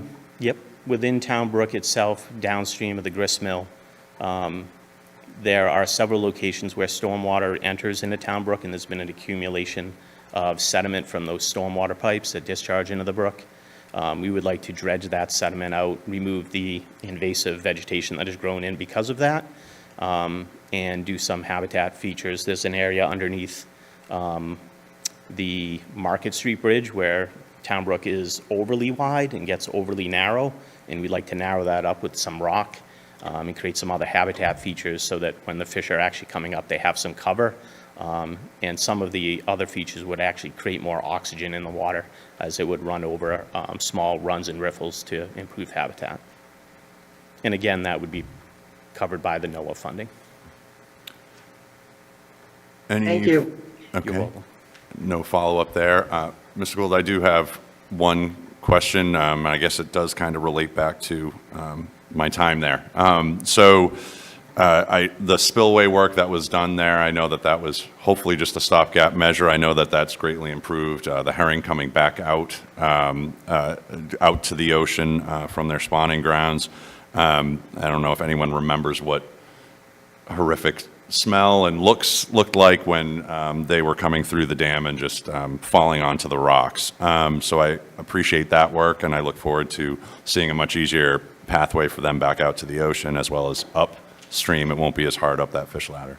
But my question is, within that area, there were, the Plymouth grist mill was not the original mill on the site. That was built in, the 1970s or late 60s. But my question is, I believe that there was a study done by UMass at one point using ultrasound equipment, looking through that dam, or maybe that was a dam further up, where they may have identified some pieces of equipment. When we're doing this work, is there going to be any precautions taken for any sort of historical things? Because there was a historical mill from the early time of Plymouth in that area, and just what we might be looking for there. So to do either a dam repair or a dam removal in this location, as you know, takes a myriad of permits. One of those is what we call a Section 106 permit. So if you're either going to obtain a federal permit, in this case Army Corps permit, or you're going to use federal funding, in this case we're doing both. We have NOAA funding and we have to get an Army Corps permit. We trigger what's called Section 106, which is historic and archaeological permitting. So we typically work with a company in Rhode Island called Public Archaeology Lab. And so they've done all of the desktop survey, they've done some intensive archaeological survey, and we will have them on site like all the upstream projects had to be done at certain moments during the construction. Ironically, one of the things that's it's one of the least sensitive areas that we've worked on, ironically enough, because that sewer line that was done in the late 1960s during redevelopment actually excavated through that area, and any sort of archaeological integrity has now been disturbed. But to your point, during the course of construction, PAL will be putting out archaeologists to inspect the site as we continue to work. The permit requires a permit between the lead federal agency, in this case, which would be NOAA, as well as the town, as well as Mass Historic. We signed an MOU together, and one of the permit conditions is if we do find something when an archaeologist isn't out there, we have to report that back. So there's a lot of intensive work when it comes to that. Great. I appreciate the explanation. Thank you very much. Are there any further questions or comments? Mr. Leary. Yeah, a question for you, David. So when work is going on, they're going to maintain some kind of roadway for the parking out there? Yes, we would have to restrict, so the crest of the dam is Spring Lane, so people drive over the dam every day when they go back and forth in and out of the park. We'll have to keep one lane open when we're doing certain work, either on the upstream or the downstream side of the dam. We'll have to keep one-way traffic, we'll have police details, we'll have appropriate roadway barriers in place during certain work that we're doing out there, yes. Oh, okay. Yeah. Okay, any further questions or comments? If not, we'll move on to the next one. Hold on one moment. No, it's-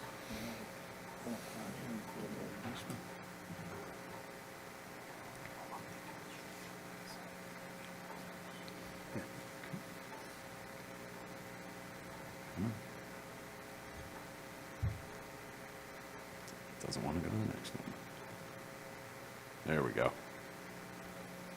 Thank you. So this second request is to replace 2 culverts within Morton Park. This would be on the back side of Morton Park. If you were to drive in from Billington Street into Morton Park, you'll pass over a small box culvert between an area we call Deepwater and some cranberry bogs that would be on your left. You probably don't even notice you're driving over it, but there's a small box culvert there.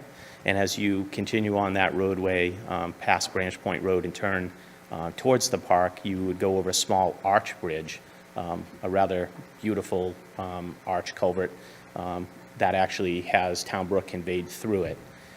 Both of those are undersized. Both of them have weight restrictions. The small box culvert has a steel plate over it, so the vehicles are allowed to go over it.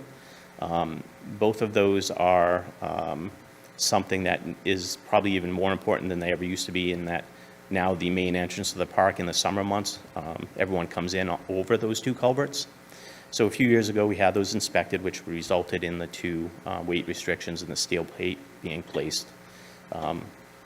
Shortly thereafter, we became aware of a grant program through Federal Highway that originated in the Pacific Northwest, mainly for salmon passage, but it was open to the rest of the country, that if you were replacing a culvert to improve diagenous fish passage, i.e. river herring, would qualify under that, you could apply for this funding, so we did. We were successful. We were the one project in Massachusetts that got funded, and that's the $2 million there. So total project cost is $5.3835, and we have $2 million in grant funds towards the project. If you go to the next slide, I can show you some of these. This is the arch culvert. This is the one that goes over Town Brook. You can see how small that arch culvert is and how constricted Town Brook is. So aside from being a rather beautiful structure, it's extremely undersized. What's interesting about it is there is no structural concrete or steel or rebar in that. That is a truly unbelievable structure. It's really beautiful. Whoever built it was extremely talented, but it's original to 1906. So it is certainly, the town has certainly gotten its use out of that structure. If you go to the next slide, immediately downstream of that, you can kind of sort of see the arch culvert in the back there. There's this water control structure, which is another restriction to the flow of Town Brook that we would also like to remove, taking out these constrictions and enable larger storm events to pass freely through them without backing up water. You can go to the next slide, please. And this is the small, what we call a box culvert. This is closer to Billington Street when you drive in. That is, as you can tell, pretty undersized. It's unnamed tributary. Fish do not, or diagenous fish do not swim up through this, and therefore it wasn't eligible for us to apply for funding. So we had to focus our funding request on the arch culvert where Town Brook goes through it. If you could go to the next slide. This were the awards, as I mentioned. You can see the red dots primarily in California, Oregon, Washington, and Idaho for the Snake River, where that sort of funding originated from. But you can see Maine did quite well, and we're the one application that was successful in Massachusetts. But again, it was able to provide us $2 million to offset the cost. If you go to the next slide, please. So again, costs are $5,383,500, $2 million of which would come from that federal highway funds for the arch culvert. The arch culvert estimated at $2.8 million, so we'll receive $2 million. The unnamed tributary box culvert is approximately $1.8 million. And then we have our construction oversight, our NEPA, again, Section 106 that I mentioned earlier, and an extreme amount of coordination between MassDOT and Federal Highway for the grant. And again, this one ranks 7th out of the 47 projects by CIC. Any questions from the committee, either online or within the room? Not seeing anything. I'll go back to sharing my screen again, Mr. Gould, and we'll go on to the next one.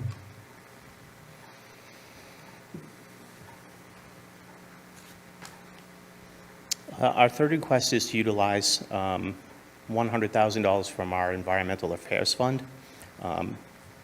As you recall, last fall, we went to town meeting with a request to acquire what we called at that time the Black Cat Cranberry Bogs on Black Cat Road from A.D. Makepeace. We had received a state grant in the amount of 90% of the funding. We closed on the property in late December. So the town's contribution for that 90-acre acquisition was $115,000. We hope to use the $100,000 from our Environmental Affairs Fund to begin the engineering and permitting of this project so that we can put ourselves in a good position to get priority project status with the Commonwealth and then seek state and federal funding for the restoration, similar to what we've done out at Eel River, Pinnacle Bog, Foothills Preserve, where each one of those projects, almost all of the costs were borne by state and federal. We're working through the Pinnacle Bog project right now, and the town hasn't contributed anything towards that project other than the acquisition costs. So the project will be similar to Foothills, a little over $1 million and no town funding to date.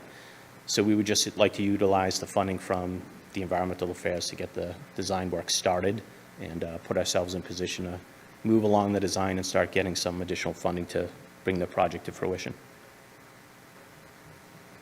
Any questions from the committee, either in the room or online? Mr. Leary. Not to beat a dead horse, but we planning to put in a gradient filter on this where next to So we will design that cranberry bog to capture and move water so slowly and have so much nutrient uptake that on the discharge to what is Cotton Brook going to Billington Sea, the water quality will vastly improve from what you see there now. And of course, there'll be no additional nutrients added to it, fertilizer, herbicides, pesticides under agricultural activities. All of that is now eliminated.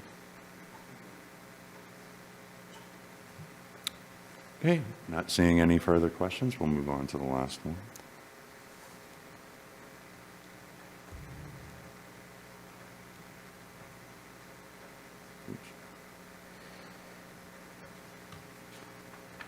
Go ahead, Mr. Gould. So the last request is a replacement of a vehicle.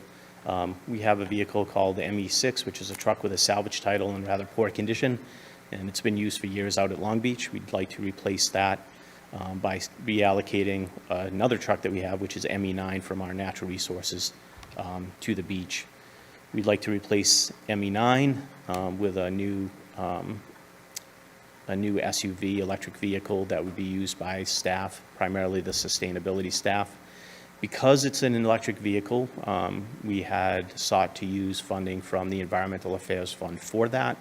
Obviously, it wouldn't be a compatible use to just buy a regular vehicle with the Environmental Affairs Fund, so we thought it was an appropriate use to take the funding from the account to pay for this electric vehicle.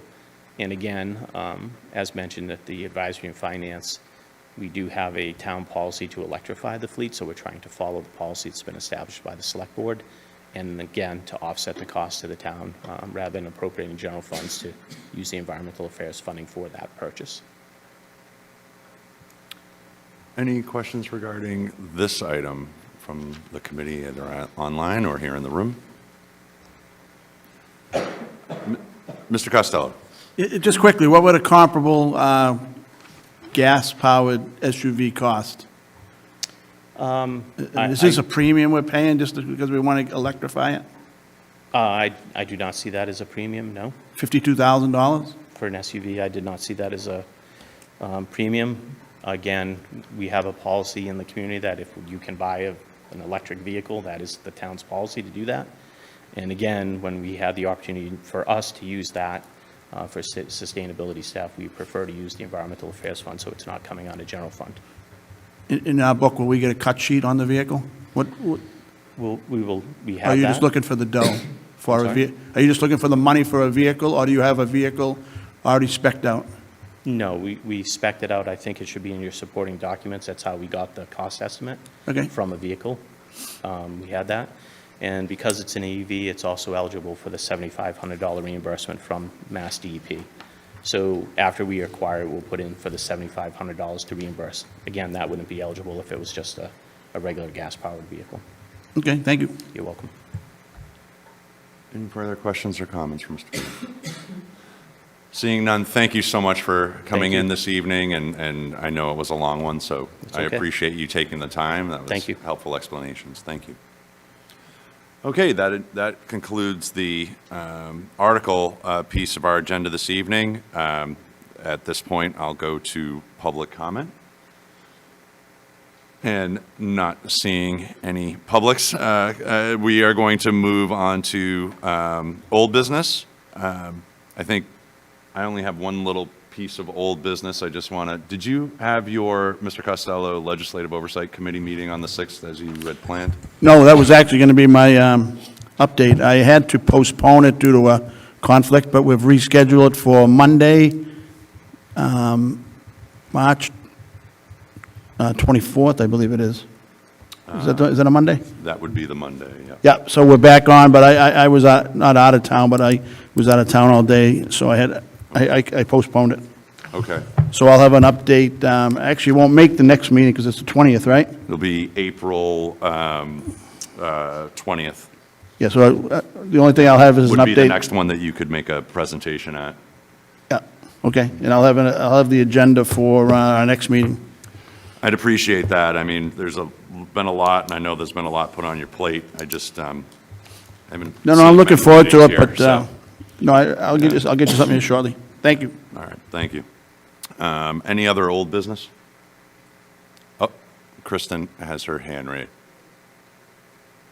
April 17th is our, April 17th is our next, well, we have one on March 20th, but April 17th, right, but April 17th will be the next one that you could make a presentation.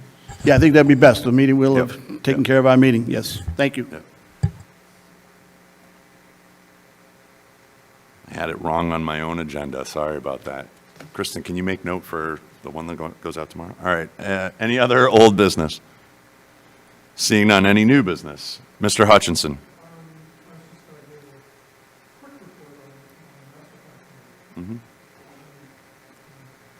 Michael. Just, I'm going to allow that, but just so that we know, I took a lot of the, call it, committee updates kind of off, just because I knew that the hours would get late with our meetings. But if you can keep it to maybe 5 minutes, I'd allow it during new business. I can keep it well under 5 minutes. Okay, thank you.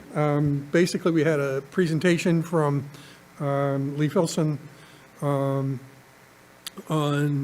marketing Plymouth. And, you know, the takeaway that I got from that was one of the impediments is, well, the major impediment is funding. So I think she's an excellent marketer, and she laid out her planning and results from her efforts, and I thought they were remarkable given the funding that she has allocated. If we want more, a more robust advertising effort at Plymouth, we need to take a look at the funding for that effort. Second thing that happened was an overview of the visioning from the several, probably some 15 to 20 visioning sessions that took place over the past 6 months or so. And it was, as I say, just an overview, not much to say about it. But there will be scenario planning efforts at the next meeting, which will be on, I think, I'm having trouble remembering the date, but mid-April, I suppose. And that's it. How Well about done. that? I appreciate that. Pretty Thank you good. very much. Okay. If that's not it, the only thing that I wanted to go over was just the schedule, since I kind of messed up some of the dates there, but also some important, go ahead, I'm sorry. Matt, I don't know if this is the correct place, but I've been trying to do some homework on the March 20th meeting, And I have to say that the people that I represent are literally up in arms about the police department article that's going to be at town meeting. And so I tried to do some research on that, and the Mass General Law that they refer to in their presentation is 135 pages. And I had trouble extracting from the 135 pages exactly what was the intent of the presentation for Article 12. But I did manage to find a section there, which was only 122 pages, which I also read. So I was wondering if we could get the police, when they come in to make the presentation, specify what they're talking about exactly when they say this is Mass General Law, and they don't reference a given paragraph or anything. So that's coming up in the next meeting, so. The police chief is planning on being here in attendance. I can forward that request to him. I listened to his presentation. What comes in next week? I listened to don't his know. presentation to the All right. select board, and I was not Yeah, satisfied with and the then detail. just to help you out perhaps, also he did present last week at the Advisory and Finance Committee as well and was there for a while on that. Like I said, I'll forward that request out to him, but also jot that question down, so in case it doesn't get answered in his presentation, you can ask him directly. He'll be right there. But I will send that out, Mr. McKay. Any further new business? So to go back to just some quick dates for you. March 14th, the books for town meeting are being mailed. That's this Friday. So they would probably start hitting your doorsteps in the following few days. March 20th is the next COPC agenda. As you can see, I've been trying to kind of follow the select board's lead by adding some upcoming agenda items so you can kind of see ahead. When they're shown on our agenda, it does not mean that those are set in stone. I will tell you that the March 20th topics that you see there are pretty much set in stone, and the agenda should be posted to the town site and be coming out to you all by the end of the day tomorrow, along with any materials that we might have electronically. Then after March 20th, on March 26th is the motions meeting at 7:45 a.m. at Town Hall. I believe it's in the Shallop Room. On March 28th, or excuse me, March 27th, that's the preview night for town meeting at 6 p.m. If the charter ever, the moderator runs that at the moment. If the charter ever goes up to the State House and is approved, that will come back into our control. On Friday, March 28th, by the end of the business day, which is noon, is the deadline for town meeting members to register for remote participation. And I'm sure you all saw the email from the assistant town moderator in very big capital letters, no exceptions. Tuesday, April 1st, the credentials will be sent to those remote participants. On Thursday, April 3rd, is the cutoff for the motions book and submission of any presentations and videos not produced by the local scene. On Saturday, April 5th, is town meeting at the Plymouth North High School, and our adjourned session would be that following Monday, the 7th, if needed. If you have any questions, I'm more than happy to answer them, either during this meeting or after, but otherwise, I'd take a motion to adjourn. Motion to adjourn.